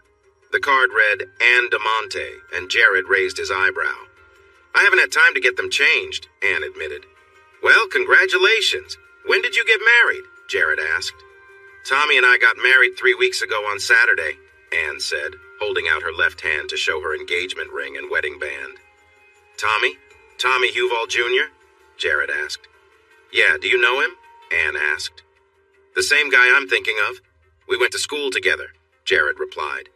Huval is a common name around here. Did you go to Baylor Lake? Anne asked. That's the same Tommy, Jared said, keeping his expression neutral. Jared felt uneasy about Tommy Huval Jr. He had never liked the loud, arrogant boy during their schooling days. Jared was not happy to learn that his wife, Rochelle, was still seeing Tommy without his knowledge. They had even tried to make it seem like Kathleen was his child. A friend of Jared's had let it slip that Rochelle was still involved with Tommy. After hearing this, Jared demanded a paternity test for both Gloria and the unborn Kathleen. The tests showed that neither child was Jared's. The father of Gloria was Chad, a former classmate, while Tommy was indeed the father of Kathleen. Even though he wasn't their biological father, Jared loved his kids deeply and cared for them.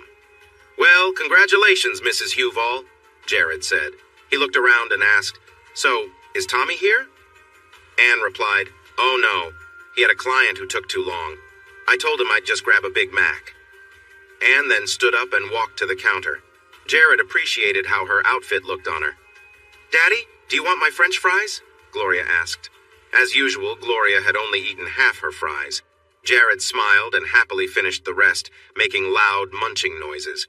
To his surprise, Anne returned to their table with her tray. My daddy's the French fry monster, Gloria said, grinning. He is? Anne replied, moving her fries away from Jared. Here, Daddy, Kathleen said, offering him her remaining fries. Jared playfully made the girls laugh and Anne smile as he continued his munching sounds. Kathleen squealed when he pretended to nibble on her little hand. So, you and Tommy were friends in high school? Anne asked.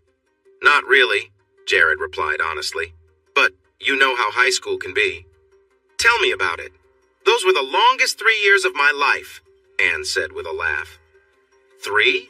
Jared asked, surprised. I skipped a grade, she explained. Looking at his watch, Jared realized he needed to leave soon. Rochelle never minded if he was a little late, but he wanted to keep Gloria and Kathleen on their schedule. Say goodbye to Mrs. Huval. It's time to go to Mommy's, Jared said while wiping Kathleen's sticky hands with a wet wipe from his pocket. Bye, Mrs. Huval, Gloria said cheerfully. Bye, Anne replied with a smile. We come here every Wednesday, Jared mentioned unexpectedly. He wasn't sure why he said that since Anne was married, and to a man he wasn't fond of. Tommy, huh? Not Tom or Thomas, but Tommy, Jared thought as he carried both girls, one in each arm. Time to grow up, Tommy. An employee held the door open for Jared, smiling. Thanks. See you next Wednesday, Jared said as he walked out. Oh, isn't this your weekend? The employee asked. Nope, not today, Jared answered, a bit surprised. Then he noticed that the kind woman was the manager of the fast food restaurant. He smiled and waved goodbye. Daddy has a girlfriend, Gloria told her mom when Jared brought them into the Esposito house. I do, Jared asked, smiling. That's news to me.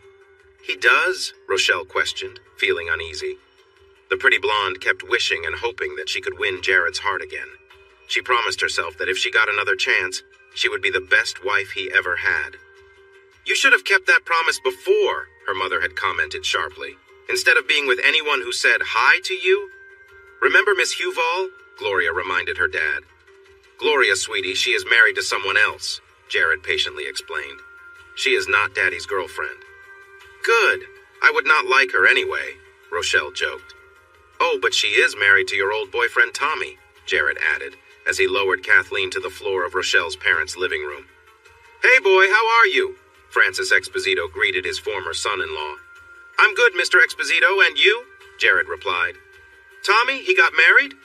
"You are joking," Rochelle said, surprised. "No, ma'am," Jared smiled. He kissed his girls goodbye, waved to Rochelle's mother, and then left the house. He knew that Dead End had much better hamburgers than McDonald's, and unlike McDonald's, he could also enjoy a cold drink while watching some lively entertainment. Feeling satisfied after eating, Anne Huval drove to her mother-in-law's house, making sure to grab her briefcase and laptop before locking her car. Then she let herself in. She had worked with Ronnie Edwards, her mentor, when they gave a talk at Seigel's Recycling. The 40 or so employees looked uninterested as they made their presentation. They only asked about what Seigel's was offering. "It is a 50-50 split," Ronnie explained kindly.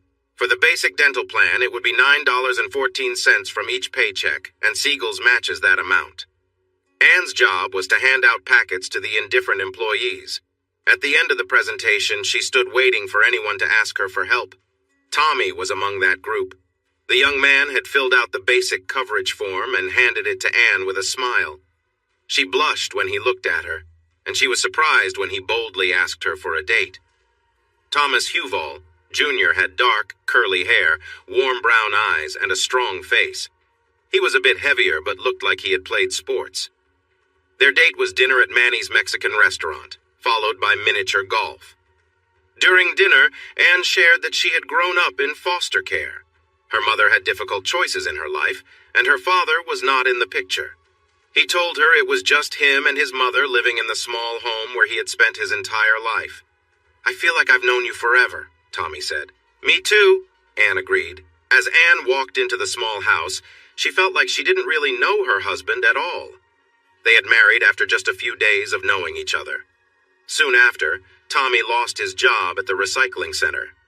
Tommy reassured Anne that he would find work soon. He promised they would save money, move out of his mother's home, and have a place of their own. Tommy made many promises, but Anne had not seen him take any steps to keep them. "Hey, there's my beautiful bride," Tommy called out. Anne sighed. It sounded like he had been drinking again. She hoped he would be too tired to want to be close. "And there's my handsome husband," Anne said, forcing a smile. Anne noticed Chloe Huval, Tommy's mother, giving her a disapproving look. Although Anne greeted her, Chloe ignored her. "Do you know a guy named Jared Broussard?" Anne asked Tommy. "That guy?" Tommy laughed, draining his can of beer. "Yeah, I know him." He didn't ask why she was curious, and Anne decided not to press the topic further. The next morning, Jared briefly thought about the nice young woman they had met the night before. Then he checked his schedule at work. Since it wasn't his weekend to have his kids, Jared agreed to go on a rig to do some emergency repairs. He packed his gear and drove to the industrial canal, where he was directed to the boat that would take him to the platform. While Jared watched the sunrise over the Gulf of Mexico, Anne was trying to get dressed quietly. Chloe Huval had many complaints about Anne and didn't hesitate to voice them. "Are you looking for a job today, dear?" Anne asked Tommy as she slipped on her shoes. "I'm looking every day," Tommy replied, not telling the truth. At her workplace, Anne focused on her tasks for the day.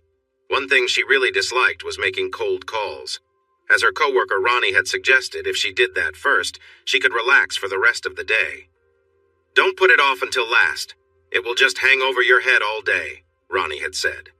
After making several calls, she finally got an appointment. The owner of the bar agreed to have all the employees there for a meeting the next morning. "How many? I'll bring some donuts," Anne promised. "There's a donut shop in Paulton. Almost as good, I promise." "Let's see, 20, no, just hired the second shift cook, and there are 3 new dancers, so 24, Rosie, the owner of Dead End Bar, said. "You did it! Oh, I need to come along to make sure you do this right." Ronnie Edwards congratulated Anne when she shared the news. Why? Anne asked. Because Dead End has some of the most beautiful women in Degard, Elizabeth Kutra, the manager at Young Insurance, said. Congratulations, by the way. Many people have tried to get a job there. How did you manage it? I just asked, Anne replied honestly. I called them and asked. Seriously, I want to come along, Ronnie said. They will be dressed, Ronnie, Elizabeth joked. You can't be sure of that, Ronnie joked back. That night, during dinner, Anne shared her success. Tommy said he wanted to join her. Anne shook her head but smiled broadly. Miss Chloe and Tommy had already finished 18 beers from a case. Dinner was leftovers, and the television was playing an old sitcom. So, how did the job search go today? Anne asked Tommy while she chewed through the overcooked meal. Huh? Oh, it went well, yeah. Kendrick's Engineering said they might be looking for someone soon. Tommy lied. They said that last week, didn't they? Anne inquired. Did you try that soap place? Yeah, they aren't hiring, Tommy lied. He had drunk too much for anything intimate, but he still asked for something else. Anne felt uneasy as she tried to help him, but she quickly lost her appetite at the unpleasant smell. Tommy, when was the last time you cleaned up? She exclaimed. His reaction was harsh, and it hurt her feelings. Forget it. I'm not in the mood anymore, Tommy growled, pulling his clothes back up. Good. I'm not in the mood either, she shot back. The next morning, Anne hoped her card would work when she bought 4 dozen Tornado donuts. Tommy had used it recently for a repair on his Dodge Challenger, but didn't keep the receipt. At the bar, Anne smiled at the staff.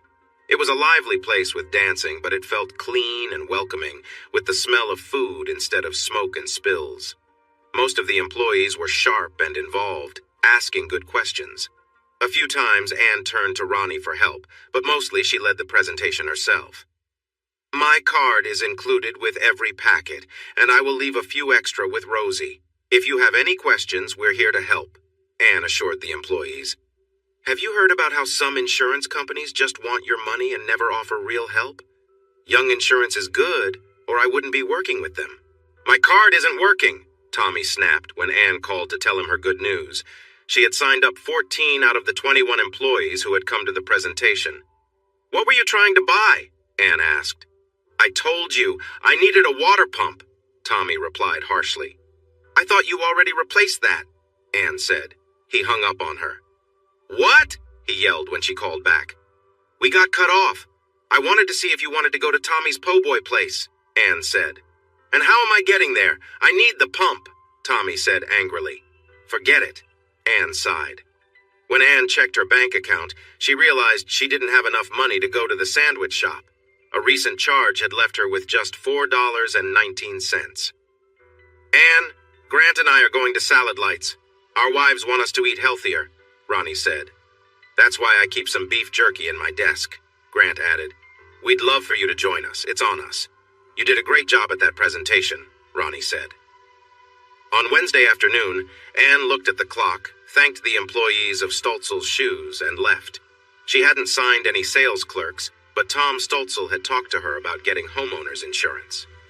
And if I combine homeowners and auto? Tom asked. So she had one sale, though it didn't feel like much. She got into her car and smiled tightly. Miss Chloe would be upset to find out she had filled up Anne's gas tank that morning. That would teach the grumpy woman to let her son use her gas card. Anne had taken it from his wallet while he was sleeping. What Miss Chloe cooked the night before had given Anne terrible heartburn, and there was still plenty of it left. McDonald's, here I come, Anne said. Jared stood in the playground area of McDonald's. Both Kathleen and Gloria were having fun, so he didn't hurry them. They're having a good time, Anne said. Hey, how's it going? Jared asked, clearly happy to see her. Good, you? Anne replied, smiling up at him. Yeah, I just got in last night, Jared said. Anne didn't mind when Jared bought her a Big Mac meal and 2 Happy Meals for the girls. Aren't you eating? Anne asked. Dead Ends has ice-cold drinks and a burger that will definitely give me heartburn, Jared said with a smile. You don't drink much, right? Anne asked.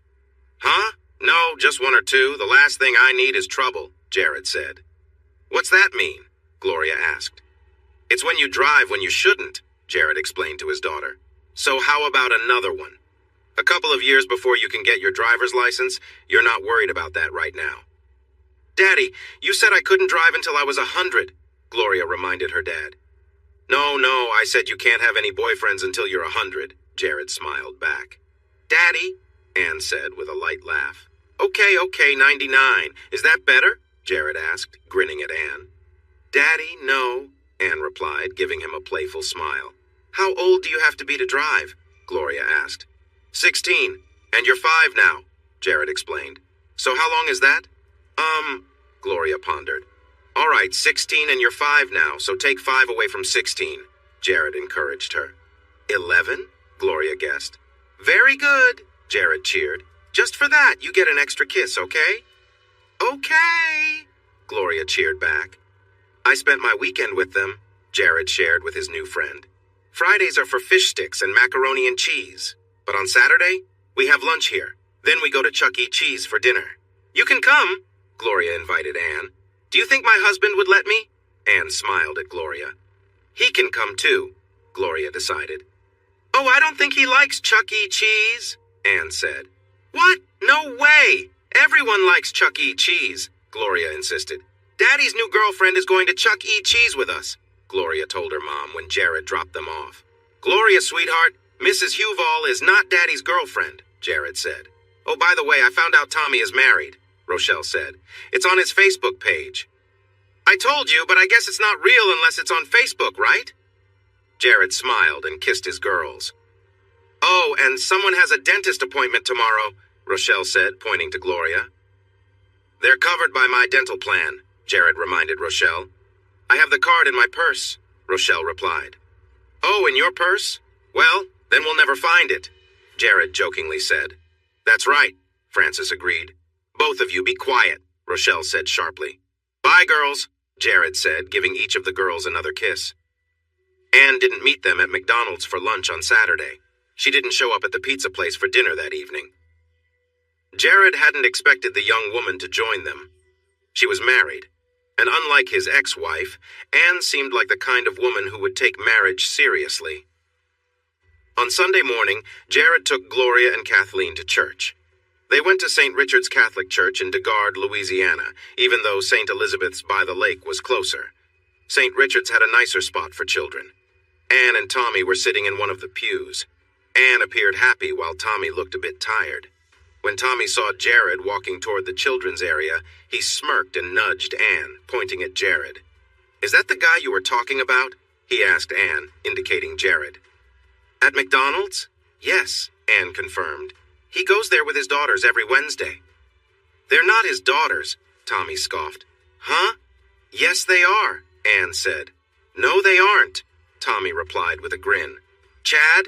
Remember him from a few months ago? He's the father of the older girl, and I'm the father of the baby. That's awful, Anne exclaimed. She glanced at the closed door of the cry room. The room was made of tinted glass, so it was impossible to see inside. Does he know? Anne asked in a shocked whisper. Uh-huh. He even took us to court for custody. What a fool, Tommy laughed. He took you to court for the girls? Anne asked, looking at the glass door again. Yeah, can you believe that? Tommy chuckled. What a silly thing to do, right? But at least I don't have to pay child support. Anne stayed silent, still staring at the door. A few more people came into the room, mostly women with small children. One tired-looking older man entered, bringing a young woman who needed special care. I don't want to go, the young woman grumbled. I know, but they need your help, remember? The man encouraged her. Hi, Julie, Gloria greeted the young woman. Hi, Kathleen echoed. Look, Gloria and Kathleen are here, their father said.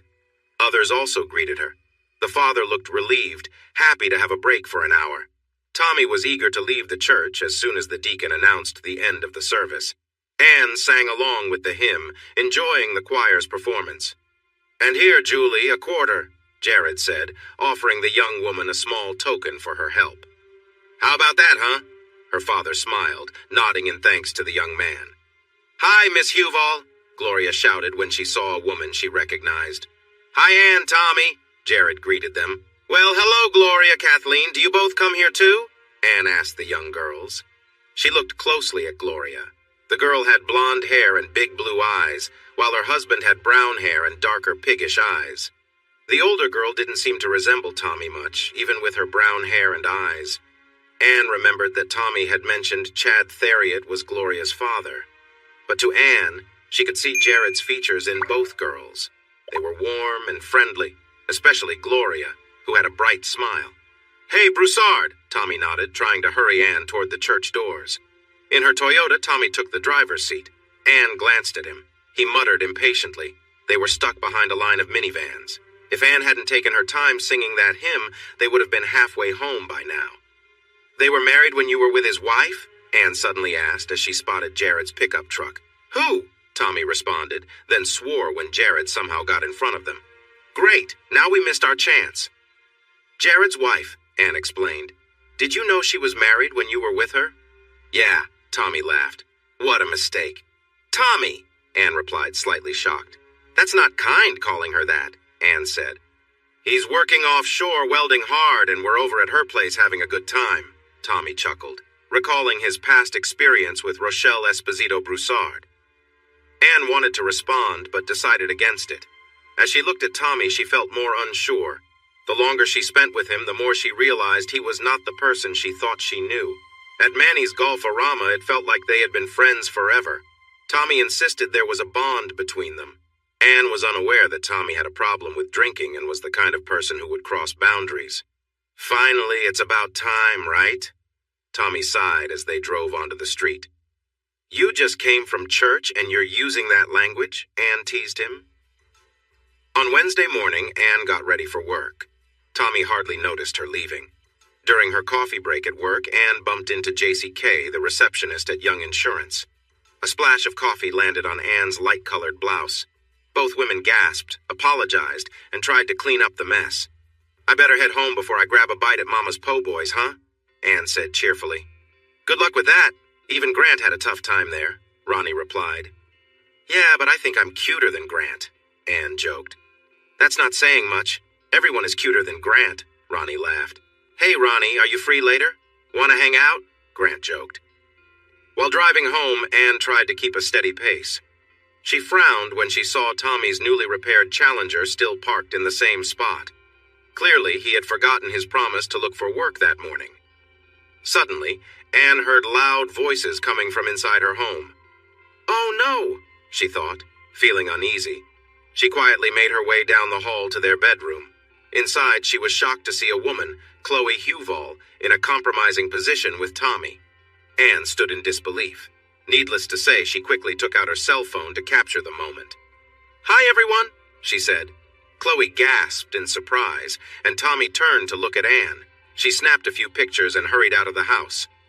Coffee-stained blouse or not, Anne managed to close 2 sales that afternoon. But Mama's Po' Boys chose not to go with Young Insurance. "Like I said, even Grant couldn't sell to them," Ronnie told Anne. "Yeah, but their oyster po' boy is amazing," Anne replied. That afternoon, Anne sat at her desk feeling aimless. She had finished her sales paperwork, checked that her new bank account at First Union had her latest paycheck, and made sure her old account at DeGard National Bank was closed. She didn't let Tommy have access to her new bank account. She kept her debit card hidden in her laptop case. Tommy had complained about the old account being closed and got upset when Anne pointed out he had emptied it without adding any money. Mrs. Huval? We're getting ready to leave now," Leah Farmer, another agent, said, bringing Anne back to reality. Anne looked around. They were the last ones there. Tired, she nodded and got up. She decided to go to McDonald's. After that, she wasn't sure where she would go. Gloria and Kathleen were in the McDonald's playground area. Anne smiled and parked her car. "McDonald's in Paulton didn't have anything like this," Anne said. "Hey," Jared said. "The one in Baylor Lake didn't either. Not that my mom ever stopped by there anyway." "Hi, Miss Huval," Gloria called as she crawled through a tube. "Hi," Kathleen said cheerfully. "Hi," Anne replied. "Yeah, my mom was the kind who expected you to eat what she made. If you didn't, you just weren't hungry," Jared said. "Can I talk to you?" Anne asked suddenly. Yeah, over here," Jared replied. Jared sat down, and Anne took a seat a little away from him, gathering her thoughts. "I spilled coffee on my shirt," Anne said finally. She pointed to a small stain on her shirt. Jared looked at it. "I wanted to change my clothes, but then I came home and found my husband being inappropriate with his mother," Anne said, her voice shaky. Jared's eyes widened and his mouth dropped open. "Wait, I mean he was with his own mother?" Jared whispered. "Yeah, can you believe it?" Anne asked. "What did you do?" Jared inquired. "Well, after I stopped feeling sick," Anne replied. "Daddy, are you ready?" Gloria called, running over. "Yeah, sweetheart. Let's go get our Happy Meals," Jared said, picking up both girls to head toward the door. Anne stood up. "We'll talk more later," Jared said. "Unless you're in a hurry?" "I have nowhere to go," Anne replied simply. Jared bought Anne a Big Mac combo meal along with Happy Meals for Gloria and Kathleen. While he helped the girls get settled with their meals, Anne watched them closely. Tommy had told her he was Kathleen's father, while Chad Theriot, a friend from school, was said to be Gloria's dad. Anne looked around but couldn't see Chad or Tommy in the two girls. Jared seemed like a caring man, and if he knew he wasn't their father, he didn't let it show. "What happened back there?" Jared asked, glancing at Gloria and Kathleen, who were busy playing.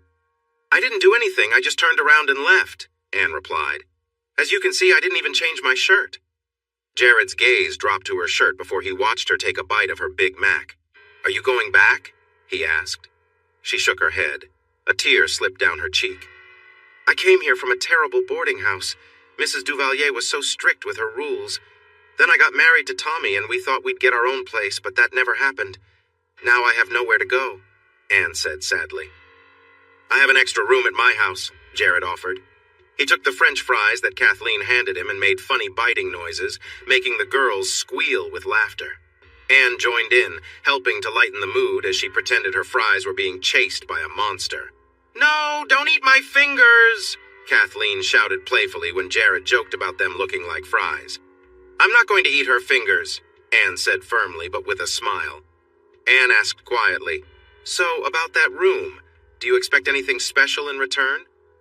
"I'm just being a guy, but no, Anne, I wouldn't ask that of you," Jared assured her. "Promise?" she asked, needing to hear it. "Promise," he replied. "I'll even do a pinky swear if you want." Gloria declared she was done with her fries and held them out dramatically. "Yum! And those fingers look like fries, too," Jared said playfully. "No, those are your fingers, not fries," Gloria shot back. Okay, I won't eat them," Jared laughed. "See you all next Wednesday," the manager called as they left the restaurant. Anne followed Jared to Rochelle's house and waited in her car while he took his girls inside. Rochelle greeted him at the door. She had the same light hair as Kathleen and seemed very friendly, laughing and touching Jared lightly as they talked. Anne watched Jared's face as he left his daughters behind. He looked heavy-hearted. "No, Tommy Huval, you're not the kind of man to be that little girl's father," Anne thought to herself angrily. Then she followed Jared to his small home. Inside, the living room and kitchen were simply filled with comfortable furniture, showing it wasn't about style, but about being cozy. The children's room had 2 beds shaped like princesses, a nice desk, a chest of drawers, and a dresser. Their toys were in a big toy box, and their clothes were neatly hung in the closet. "Wow, it's so tidy in here," Anne said, looking around. "Yeah, Kathleen had to clean it up before we could leave," Jared replied. The room Anne would use was simple. The furniture didn't match or have much style. There was a small bed covered with a patchwork quilt. "I don't remember the last time those sheets were washed," Jared said. "Can I throw my shirt in the wash too?" Anne asked, indicating a stain on her shirt. "Sure, let's get your clothes and things," Jared replied, glancing at her shirt. "Will you come with me?" Anne pleaded. Jared smiled a little, but he knew it might not be a good idea. He and Thomas Huval Jr. had not gotten along in the past. He was confident he could handle Tommy, but he knew Tommy wouldn't play fair. "Actually, Anne, it might be better to get the police to help you," Jared suggested. They drove to the DeGard Police Department, where Sergeant Leanne Pyle was ready to assist them. "Okay, call him and let him know you're coming for your things," Leanne said after filling out some paperwork. "What are you doing?" Tommy growled on the phone. "I'm at the police department," Anne replied.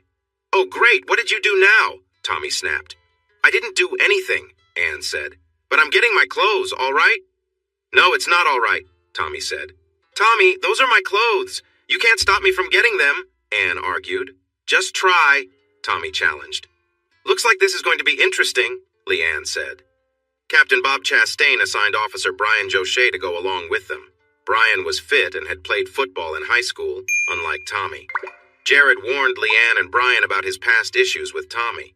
They all agreed that it would be best for Brian to stay with Tommy while Leanne went with Anne to pick up her things. Jared would wait outside the Huval home with his truck. Does he know where you are? Brian asked Jared. Officer, this is Baylor Lake. Everyone knows where everyone is, Jared said with a tight smile. Oh, Jared, I didn't think about that, Anne exclaimed. It's fine, Jared assured her. Then maybe it's best if you just head home. We will get everything into the cruiser, Leanne said, making it clear this was not just a suggestion. Almost 40 minutes later, Leanne helped Anne carry her 3 bags of clothes into Jared's home. The friendly red-headed officer nodded when Jared placed the freshly washed sheets on Anne's bed. You are in good hands, she told Anne. You are much better off now. So, what happened? Jared asked after Leanne left. He got loud and unruly, Anne said. I'm tired and I need to freshen up. Where's the bathroom? Right there. The Big Bird bottle is bubble bath, okay? Jared replied. Anne laughed and found a robe in one of her bags. I'm going to take a long, hot shower, then I'm heading to bed, she said. Good night. Good night, Jared replied. The next morning, Anne walked into the kitchen looking a bit messy from sleep. Her choice of attire was a short, snugged shirt and fuzzy pink socks. Oatmeal is on the stove. I added raisins and pecans, Jared said, squeezing himself under the table. Where are the bowls? Anne asked. They're in the cabinet by the stove. Spoons are in the drawer next to the refrigerator. That's just where my mom always left them, Jared explained. This is great. Miss Chloe never made this, Anne said as she took a seat at the table. That's fine for now, but when the girls are here, that's Gloria's seat, Jared said with a smile. Oh, where do you want me then? Anne asked. Next seat down, Jared replied. When they aren't here, that's okay, but Kathleen gets upset if things aren't just right. Anne slid one seat over. Jared wished she hadn't. The light showed off her shirt more than he expected. Anne said happily as she ate her oatmeal. Before I forget, here are your keys, Jared said, sliding a set across the table. You need to get to the shop by 7. Not sure when you need to leave. Thanks, Anne said. You're welcome, Jared said, trying to focus on something else. Coffee is good too, Anne complimented. Just make sure to turn the pot off before you leave, Jared suggested, and decided it was best to step outside for a moment. When Anne entered the office, the receptionist, JCK, handed her a piece of paper. JC's usual friendly smile was replaced with a look of frustration. If your husband calls me anything like that again, I'll call the police, JC said in a soft voice. I can't deal with that. Did he call you that? You should call the police now, Anne replied, tossing the paper into the trash. She walked to her desk, sighed, and picked up the phone. Hoping for a good outcome, Anne dialed the number. About time, Tommy said sharply. I told her she doesn't have to lie to protect you. She wasn't lying, Tommy, I just got here, Anne explained. Now what do you all want? Okay, fine, you win, Tommy said sharply. You win, now come home. I win? What did I win? Anne asked, confused. Whatever little game you're playing, Tommy replied. Oh my God, I saw you all behaving badly, and you think this is okay? Tommy, I think you've lost it, Anne exclaimed. Don't call here again, got it? Feeling upset, Anne still managed to book appointments with T-Dan's quick repair service and the Acapulco Grande Mexican restaurant in Pinoque, Louisiana. I dislike making cold calls, Anne told Ronnie. But you're right. Getting them done is better. They won't hang over you all day. At T-Dan's, located in a trailer in Jacks Creek, Louisiana, Anne spoke with Danny Boudreau and 2 women named Darlene and Hillary. Since they all had the same last name, Anne couldn't figure out if they were related as family or if one was his wife and the other his daughter. Both young women called him Daddy and leaned against him, looking quite comfortable. A cockatoo squawked loudly at Anne the whole time she discussed insurance plans with them. As she finished her presentation, 2 babies started crying loudly. Anne sighed as Darlene and Hillary quickly picked them up to care for them. There are few things more beautiful, huh? Danny smiled proudly. Miss Dumont, I think we'll go with that health plan, bundling it for my 3 workers. 3 workers? Anne grinned. Yep, Darlene is the accountant, Danny shared. Hillary's in charge of paperwork and I do all the hard work, he joked. Let's get it started, Anne said, watching the 2 mothers. I'm in charge of paperwork? Hillary exclaimed, tossing her long blonde hair back. And when did she get a promotion? Darlene teased. Just my luck, Hillary replied playfully. Whatever, Darlene said, and they both laughed. When Anne returned to the office, she learned that the police had been called on her husband for bothering JCK. Why doesn't he just... Anne began looking at her phone. She noticed the battery was dead and wondered how long it had been that way. Sitting at her desk, she continued staring at the screen. I probably left the charger in the drawer, Anne muttered. Did you get that at PC Nation? Ronnie asked. They should have replacements. Anne looked up. Ronnie smiled kindly and shrugged. A couple of years ago, I went through a divorce, he said softly. It's surprising how many little things you forget when you leave the house and then you realize you really need them. Is it that obvious? Anne asked softly. Pretty much, Ronnie replied. See you both tomorrow, Anne said as she stood up. Hey, can you make us some chicken and rice, please? Jared called out when Anne walked into the cozy home. She wanted to say no because Mrs. Chloe had made a chicken and rice dish that didn't sit well with her. The woman used lower quality chicken and didn't prepare it properly. But she was hungry. Anne noticed that Jared's chicken and rice smelled way better than Mrs. Chloe's. Let me change out of these clothes first, Anne called back. Oh boy, Jared replied. A moment later, Anne realized what Jared's words implied and let out a little squeal. That's not what I meant, she shouted from her bedroom. She smiled when she heard Jared laugh. Anne pulled on a loose t-shirt, feeling confident that it would cover her well. She sifted through her bags and found her Paulton High School gym shorts. She wasn't a fan of the gray and white colors, but the shorts were comfy. She chose not to wear anything underneath them for added comfort. Did you have a good day? Jared asked while he covered the skillet. Yeah, it tastes different from Mrs. Chloe's, Anne said. Well, I'm not her, Jared replied. Right, you're way more fun, Anne agreed. Oh, thank you, Jared said with a playful grin. What can I do to help? Anne asked. Could you load up the dishwasher? Dinner will be ready in about 20 minutes, Jared said. They sat at the kitchen table with cans of soda. Anne shared stories about her day, and Jared listened closely. After a bit, he checked the skillet and dished out their meal. This is amazing, Anne said, enjoying the hot food. Careful, it's hot, Jared advised. Want some hot sauce with that? Hot sauce? Anne asked. Only the best kind allowed in this house, Jared said with a smile. They enjoyed their meal together. After they finished, Anne leaned against him as he loaded the dishwasher.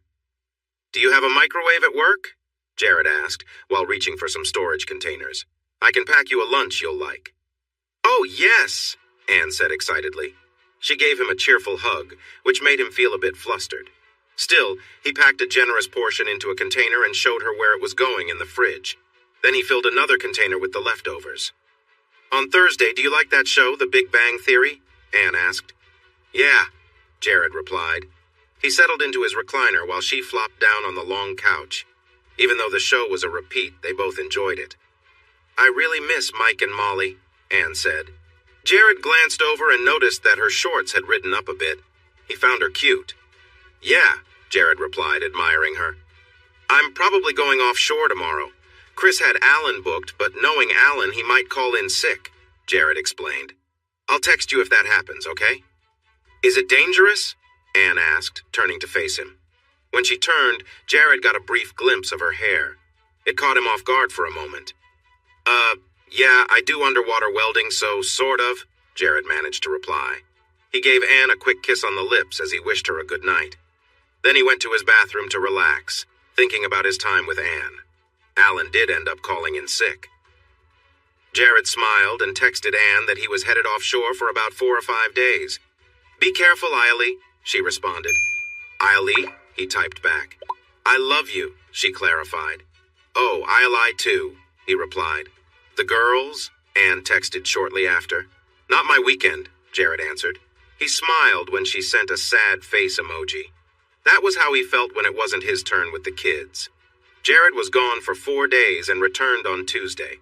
He sent Anne a text to let her know he was back on land and would be home when she finished work. "I'll lie," she replied with a smiley face. "I'll lie too," he wrote back. Jared realized he appreciated having someone to talk to and someone who noticed when he was away, someone who was happy to see him return. When he walked into his bedroom, he found a pile of clean clothes on his bed.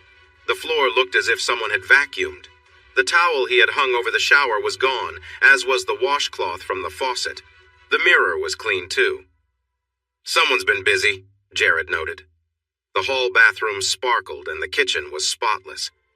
"Yep, someone's been really busy," Jared smiled. He emptied his duffel bag of clothes onto the floor of the laundry room, then checked all the pockets. After he was sure they were empty, he started his laundry. His phone chimed. "Hello?" he answered. "Are you hungry?" Anne's cheerful voice asked. "I could eat," Jared replied. "How about Acapulco Grande? It's in Pinoac," Anne suggested. "I have a presentation tomorrow and wanted to check it out first." "Are you there now?" Jared inquired. "No, I'm at the office," Anne replied. "Let me take a quick shower and I'll pick you up," Jared said. He didn't take long, even though his mind wandered to the thought of Anne cleaning his tub. 20 minutes later, Jared was backing out of his driveway. "Almost forgot what it's like to be with a man who has his own truck." Anne smiled as Jared opened the passenger door for her. "Man, I'm not like Tommy anymore," Jared thought to himself. At the restaurant, he helped Anne out of the truck and she held onto his arm as they walked inside. She kept holding his arm even as they waited for their table, making Jared feel a bit flattered. "By the way, thanks for cleaning the house. You didn't have to do that," Jared said as they looked over the menu. "Well, how much rent are you going to charge me?" Anne asked. "Nothing," Jared replied. "My mom didn't charge me when it was her house." The meal was average, typical Tex-Mex with smaller portions but higher prices. "Thank you, but I'm the one who invited you," Anne said when Jared paid for the meal. "Yeah, I know," Jared smiled. On the drive back, they passed a local spa, both glancing at the small, squat building. Jared often visited a massage parlor in a nearby town when he needed to relax. The spa had a few women working there who provided massages, and Jared sometimes went there for a quiet, calming experience, finding a break from his everyday routine. The women were always polite, and Jared made a mental note to visit again sometime soon. Anne, on the other hand, thought about reaching out to the spa for business, wondering if they might be interested in some insurance coverage. "Thanks again, but I was the one who invited you," Anne said, as Jared pulled up to the insurance office where she worked. "You're welcome," Jared replied. Anne leaned over and gave him a quick kiss on the lips. Then when he helped her down from the truck, she gave him another playful kiss. "See you tonight," she said cheerfully before hurrying into the office. "Ooh, I saw that," teased her coworker JCK in a high-pitched voice. "You were kissing your boyfriend." Anne giggled, checked her mail, and hurried down the hall with a smile. Later, Jared decided to head to the spa. He paid for a relaxing massage, allowing himself to unwind from the day. It was just what he needed, a chance to let go of stress and feel at ease before heading back home. When he was ready, she put on a protection and settled onto him. "Oh, you are good. You are a great lover," she sang as she moved up and down. She smiled when Jared reached up and played with her small chest. She didn't really feel pleasure, but made some soft sounds as they connected. "Okay, go gently. You are too big," she encouraged after putting on a fresh protection. Jared thought about whether Anne liked other types of intimacy. His ex-wife, Rochelle, had said she didn't like certain things. Rochelle had been uncomfortable with those things with Tommy. Tommy thought it should be easy, but he didn't understand how things worked. Jared had always been careful and gentle with Rochelle. By the time things were finished, she was okay with it. "Oh, you are so good," Anne said as he moved. "Uh-huh," Jared replied, not really believing her. He gave her a tip before leaving, feeling satisfied. Then he stopped at the grocery store on his way home. Lasagna. I haven't made a good one in a while, Jared thought. Anne came home just as Jared was finishing up the lasagna. "Oh boy, lasagna," Anne said when she heard what was for dinner. "Let me change." You keep saying that, but I haven't seen it yet, Jared joked. That's not what I mean. Anne laughed and kissed him softly. She wore her big t-shirt and gym shorts again. They each had a beer and talked about their day. Are you thinking about getting a divorce from Tommy? Jared asked. Yeah, Anne said, looking down. She met Jared's eyes and he gave her a warm smile, making her nod. Yeah, I know I'm not very pretty, Anne said. What? Who told you that? Jared asked, surprised. Everyone, Anne replied. Well, they are all wrong, Jared said firmly. And I know I'm not that smart, Anne continued. Come on, really? Jared said. You graduated early and have a job. How can you say that? But I know I shouldn't have married Tommy, Anne said, finishing her beer. That guy is something else. True words, Jared agreed. And how do you treat girls? Do you really care about them? That's how I want to be treated, Anne said. That's how I would treat you, Jared replied quickly. You're already treating me like that, Anne said after a moment of silence. Yeah, well, Jared said, focusing on the lasagna, which was almost ready. I don't know why, but whenever my mom made lasagna, she always served it with a can of peas, Jared said. I asked her last time I made it, and she said she wasn't sure why she started that, but lasagna always means peas. Why are you so nervous? Anne asked. What do you mean? Jared chuckled awkwardly. Is it because of what you said? Anne asked quietly. Yeah, Jared confessed after a moment. Anne didn't respond. When Jared glanced at her, he noticed that she was blushing. They enjoyed their meal in silence. Whenever one of them tried to speak, they would stop and look away. Afterward, Anne helped Jared clean up. He reminded her that he had just returned from a trip and was very tired. Good night, Anne said as they stood outside his bedroom door. Good night, Jared replied. She stood on her tiptoes and gave him a quick kiss. She wrapped her arms around him for a moment, then let go and walked to her own room. Good night, she called again as she closed her door.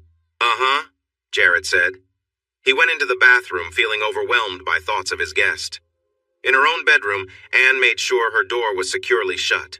At her previous home, the bathroom door often creaked open at the least convenient times. Once her door was firmly closed, Anne removed her shorts and lay down on her bed. She adjusted her shirt, feeling a mix of emotions.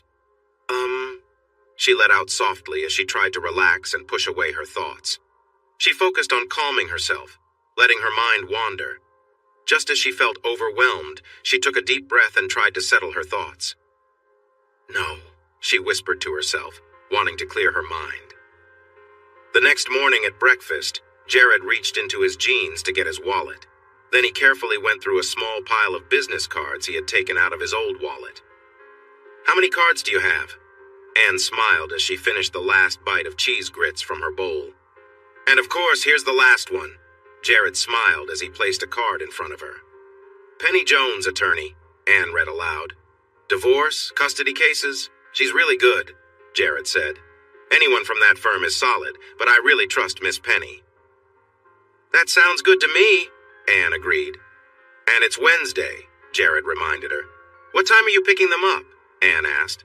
At 3. They say it will rain, Jared replied. What does that mean? Anne asked.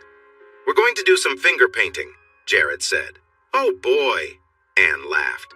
When she stood up on her tiptoes to kiss him at the door, Jared smiled and leaned down.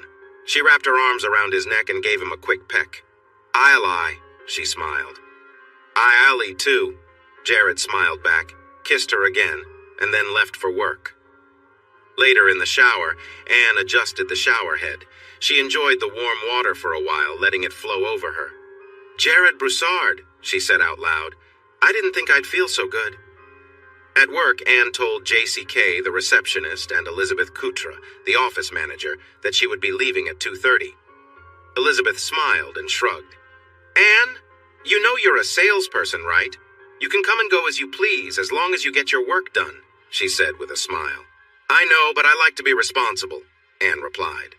Her first call was to Penny Jones's office. Penny's assistant, a young girl, made an appointment for Friday at 2. Anne thanked her and then set her jaw firmly.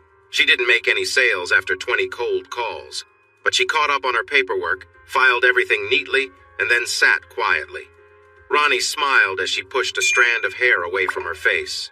Okay, here's an idea. Go through all your clients and think of ways to save them some money, he advised. Okay, she said, clicking on her desktop. Clients will remember the salesperson who saved them some money. They'll tell their friends and family about you, Ronnie encouraged. She started with the oldest files and moved slowly through them. By 2:30, she had called 7 clients and set up 3 appointments. See you tomorrow, Anne said. By the time she got home, the rain was pouring heavily. She smiled. Jared's truck was already there. Hi, Miss Anne, we're painting, Gloria happily called out. Well, hello, Anne cheerfully replied. Hey, why are you home so early? Jared asked. It's Wednesday, Anne said. She then asked him to remove a lampshade from a table lamp while she taped a sheet of paper to the kitchen wall. Gloria, what's your favorite color in the world? Anne asked. Purple, Gloria said. Blue, Kathleen added. Okay, Gloria, please sit right here and hold still, Anne instructed as she adjusted the lamp. What are you doing? Jared asked as Anne quickly traced Gloria's shadow on the white paper. All right, Daddy, put this on the refrigerator, Anne said and taped another piece of paper onto the wall. Now, Gloria, hop down and let Kathleen sit here. Anne then adjusted the 3-year-old girl and worked quickly. By the time Jared had Gloria and Kathleen cleaned up, ready to go to McDonald's for dinner, Anne had finished tracing and cutting out their silhouettes. She put the 2 cutouts into picture frames. This is for you to give to your mom, okay? Anne said. Gloria, yours is the purple one. And Kathleen, yours is the blue one. Well now, what do you say? Jared encouraged. Getting them to the truck was a challenge. Anne helped as much as she could, carrying Kathleen while trying to hold on to an umbrella. They were still a little wet by the time they reached the truck. After dinner, Anne stayed in the truck while Jared ran Gloria to the front door, and then Kathleen. He got back into the truck and made Anne jump as he shook his head, splashing her with water. Those silhouettes were really nice, Jared said. My 4th-grade teacher, Miss Traynor, showed me how to do it, Anne said simply. At home, Anne smiled as she headed to her room. Jared cleaned up the leftover paint from the kitchen table. And here are yours, Daddy, Anne said, bringing 2 more framed silhouettes into the kitchen. Aw, hey! Jared smiled as he looked at the pictures. I-L-Y, Anne said with a grin. Then she kissed him. I really L-Y, she whispered softly. Okay, Jared said, placing the 2 frames on the table. Is something wrong? Anne asked, feeling a bit uneasy. Yeah, Jared replied, unable to meet her gaze. What is it? Anne asked. Anne, it's just... Do you have any idea how hard this is? Jared said. He let out a long sigh. Anne looked at him, anxious and confused. Forget it. I'm just going to say it, he said. I want you, he declared, looking deeply into her eyes. Then what are we waiting for? Anne asked, feeling relieved and happy. He lifted her up and placed a kiss on her, then carried her to his bedroom, making her laugh as he kicked the door shut with his foot. The door shut with a loud bang, making Anne pause for a moment. This isn't right, she thought as she hesitated. You're married. Still, she removed her blouse and skirt, her mind briefly reminding her, this is a mistake. This isn't your husband. Jared quickly undressed as well, and Anne glanced at him. Unlike her husband Tommy, Jared didn't seem to have the same struggles. Tommy often needed some extra encouragement to feel close, and sometimes it took a while, especially after he'd had too much to drink. Jared stretched out on the bed and pulled Anne into his arms. Their kisses were rushed, filled with energy, as they held and touched each other. Anne was surprised by how gentle Jared was, how patient, something she wasn't used to. Jared's kisses moved across her skin, and Anne sighed softly as his lips traveled further. His touch was warm and tender, and she found herself enjoying the closeness. It was different from what she had experienced before, and for a moment, she let herself relax into the moment. They shared a connection that felt new, and Jared's affection made her feel wanted in a way she hadn't felt in a long time. His kindness and gentle nature were a welcome change from what she was used to, and Anne couldn't help but feel thankful for the moment they shared. Though her thoughts occasionally reminded her of the wrongness of the situation, she focused on the tenderness Jared showed her. As the night went on, it became clear that their time together wasn't just physical, it was filled with a quiet understanding between them, a bond that seemed to form in that brief time. It wasn't something she could easily explain, but it made her feel seen and cared for. Jared had a way of making her feel at ease, and though she knew the situation was complicated, for now, she let herself enjoy the warmth and kindness he offered. Anne could feel Jared's excitement as they continued their intimate moment, but her thoughts were racing. She was overwhelmed by sensations, caught between hesitation and enjoyment. Jared's touch was different from anything she'd experienced before. He was gentle but confident. As they moved together, Anne couldn't help but compare this experience to her past. With Tommy, things had always felt rushed and uncomfortable. He never took the time to be attentive or considerate. Jared, on the other hand, made her feel cared for, ensuring she was comfortable and at ease. It was a new feeling for her, one that left her surprised. Anne gasped softly as Jared kissed her, his hands tracing over her back. The closeness between them deepened as they shared the quiet, tender moments. Jared was patient, and she appreciated how he seemed to understand what she needed, focusing on her comfort and connection rather than rushing anything. Their shared moments were filled with warmth and affection, and Anne found herself letting go of her worries, if only for a while. Jared's soft words and gentle laughter helped ease her into the moment. For the first time in a long while, she felt valued in a relationship that wasn't just about the physical, but about genuine care and respect. As they lay together afterward, the world outside felt far away. Anne knew their situation was complicated, but she appreciated how Jared made her feel seen and respected. Their relationship wasn't built on the intensity of their physical connection, but on a deeper understanding, something she hadn't realized she was missing until now.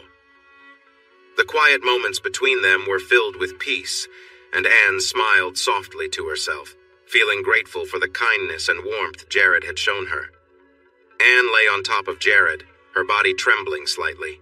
Jared held her close, his touch gentle but firm, as they shared a quiet moment of intimacy. The connection between them was deep, but it wasn't rushed or intense, just the two of them being close and comfortable together. Anne whispered to Jared, feeling a mix of emotions, and he chuckled softly in response, their playful banter adding a lightness to the moment. As they spent time together, Jared reached for a small tube of lotion from his nightstand. It had been a while since he last used it, but he wanted to make sure Anne was comfortable and at ease. Anne shifted slightly, turning to face Jared, and their closeness deepened. Jared gently applied the lotion, making sure to keep things comfortable and relaxed. Their connection wasn't just physical, it was about trust and care. Jared's movements were slow and careful, always checking to make sure Anne felt comfortable. They laughed softly, their conversation light-hearted as they continued to enjoy each other's company. Anne adjusted her position, and Jared smiled, feeling the warmth of the moment. They shared more quiet moments, moving together in a way that felt natural and easy. As Jared continued to make sure Anne was at ease, he placed his hand on her back, reassuring her with a gentle touch. The room was filled with warmth and understanding, and Anne's smile reflected the comfort she felt. Jared made sure to take his time, being thoughtful and considerate, and Anne appreciated the tenderness he showed. Their bond grew stronger as the night went on, filled with soft laughter and kind words. Both Jared and Anne felt the importance of these moments, cherishing the simplicity and warmth they shared together. He then wrapped his arm around her waist and used his other hand to tease her. "Aye!" she shouted, surprised, and reacted without warning. "Ah!" He grunted and felt overwhelmed. They moved together, each wanting to feel closer, sharing a moment. Eventually, he paused, feeling a change. They lay on the bed, both out of breath. Then she shifted slightly and rested her head on his chest. He wrapped an arm around her and pulled her in. "Is it too soon to say I love you?" she asked softly. "What does I lie mean?" he replied, curious. "No, I mean, Jared, I really think I'm in love with you," she said, looking into his eyes. She kissed him for a moment, then pulled back to meet his gaze. "We just shared something special," he said, looking back. "That felt really meaningful to me." Suddenly, she sprang up. "Oh, I need to!" she exclaimed and hurried out of the bed. She initially thought about running to the door, but quickly changed course and went to his bathroom, slamming the seat down behind her.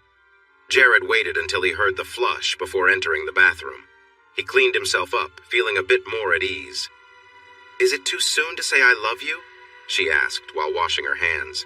"Not at all," he said with a smile, giving her a playful nudge. "I love you."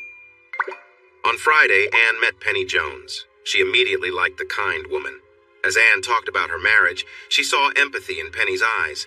But when Anne showed Penny proof of Tommy's unfaithfulness, Penny's expression turned serious. "And you say this is his mother?" Penny asked, concerned. "Yes, that's right," Anne confirmed. "Ah, Anne, that's his mother? That's not okay, even here," Penny replied. "What does that mean?" Anne asked, confused. "It means getting a divorce should be manageable," Penny assured her. Penny also reviewed Anne's bank statements and created a chart showing her deposits and withdrawals, as well as Tommy's, which appeared empty and unbalanced. "We'll ask for his financial records," Penny promised. Richard Boudreau was the process server Penny trusted for tough situations. Teresa White was another option, but she was unavailable due to approaching motherhood. The cheerful man admired Tommy's Dodge Challenger and knocked on the door. After a moment, he knocked again. "Yeah?" Tommy grumbled, swinging the door open. "Hey man, that Challenger? I would love to have. Oh well, I know for sure that Bernie would never let me have one," Richard smiled. "Yeah, they are nice," Tommy agreed, stepping outside and scratching his stomach. "Hey, are you Tommy Huval?" "I'm Richard. You're Tommy, right?" Richard asked. Yeah, that's me," Tommy replied, trying to remember if he knew the smiling man. "And you have been served," Richard said, handing Tommy a manila envelope. "I've been what?" Tommy asked as Richard took a quick photo of him holding the envelope. "What is this about?" "I don't know. They just pay me to hand them out," Richard shrugged, glancing at a nearby car. "They don't tell me what's inside." Anne knew right away when her husband received the envelope. He flooded her with text messages, most of them hard to read. Then he left a long, confused voicemail. "Miss Anne, your phone is ringing," Gloria said. "Uh-huh, but we are busy, aren't we?" Anne replied. She smiled as she and Gloria mixed the batter for their dinner of waffles. At the stove, Kathleen and Jared were carefully stirring blueberries and sugar over medium heat. "Now, tell me again, why are waffles better than pancakes?" Jared asked.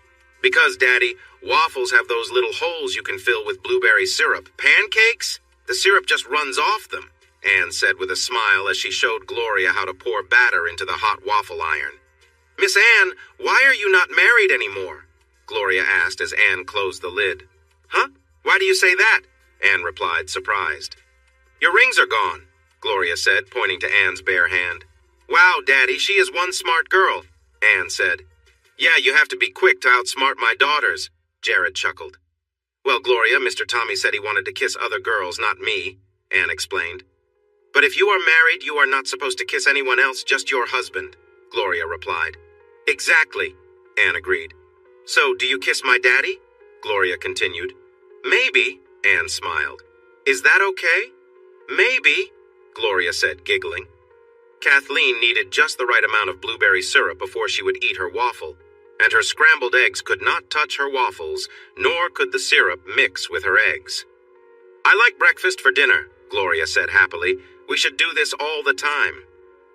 "I'm really tired," Jared sighed, worn out from arranging Kathleen's meal just right.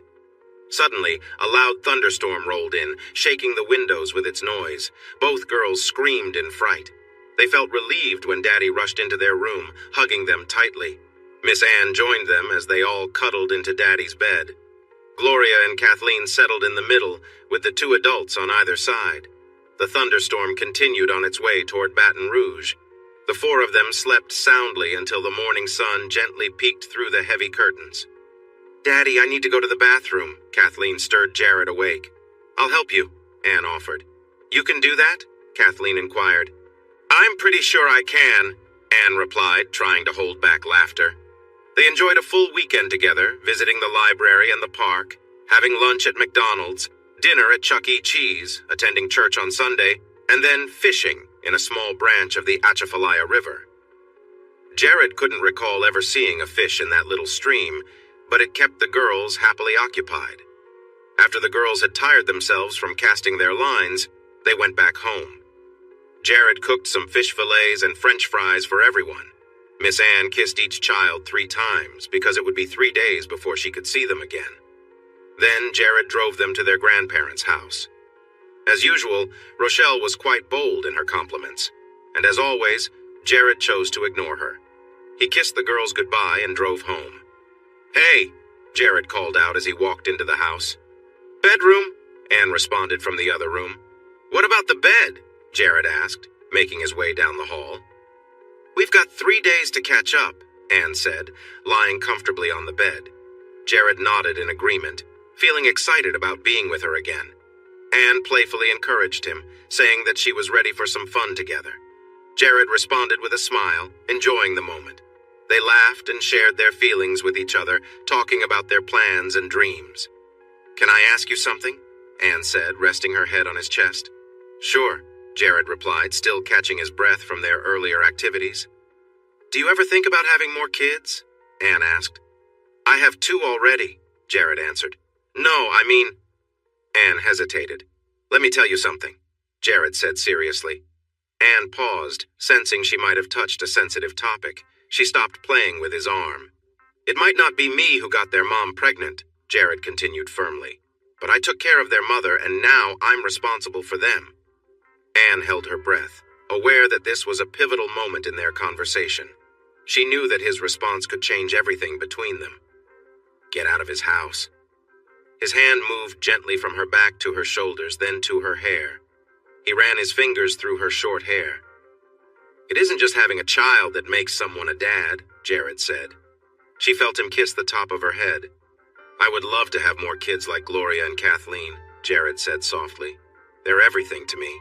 "I'll do my best to give you a couple, but you'll need to talk to someone else about having more," Anne replied with a laugh. "Oh, I don't know. What if we have twins or triplets?" Jared joked. "Jared Michael Broussard, I love you with all my heart," Anne said gently. The day they got the papers that declared Anne divorced, Jared took her to celebrate at Acapulco Grande. After their meal, he got down on one knee and asked her to marry him. The first people they told were Gloria and Kathleen. The 2 girls were so happy, especially when Anne promised they would be part of the ceremony. Rochelle managed a smile when Gloria announced she would be the ring bearer at Daddy's wedding, and she agreed that Kathleen would be a beautiful flower girl.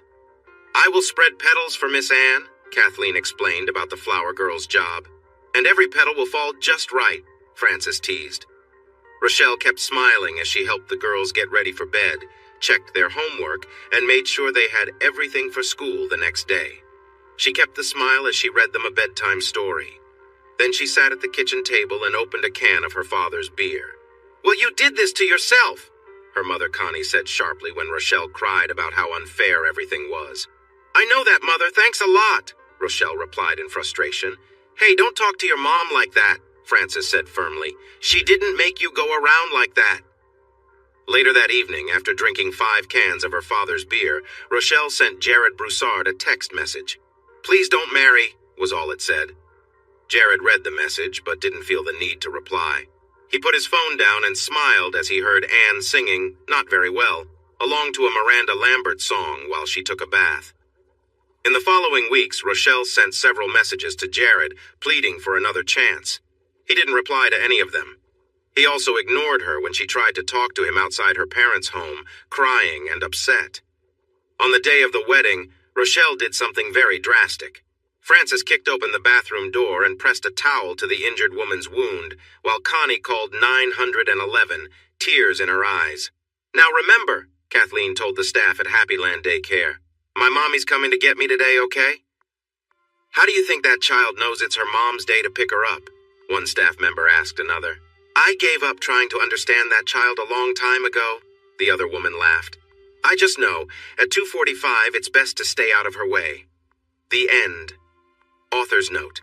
I write these stories for fun and share them for your enjoyment. Thank you for reading. I especially appreciate those who take the time to leave comments and rate my stories. Yes, I read all comments. Many of you wanted to see what happened to the characters after the end of Yapping Dogs. To me, Yapping Dogs was a complete story, a snapshot of their lives. After Rochelle's difficult time, Jared and Anne were given custody of Gloria and Kathleen.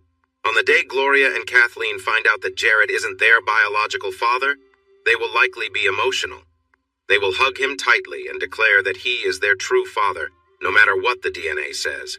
After all, being a dad is about love, not biology. Now get some catfish fillets, some cornmeal, a little bit of Crystal's hot sauce, and have a good time. Thanks for watching this video. Don't forget to subscribe to Infidelity Plus to stay updated with more captivating tales of infidelity and payback. Turn on notifications so you're the first to see our latest content.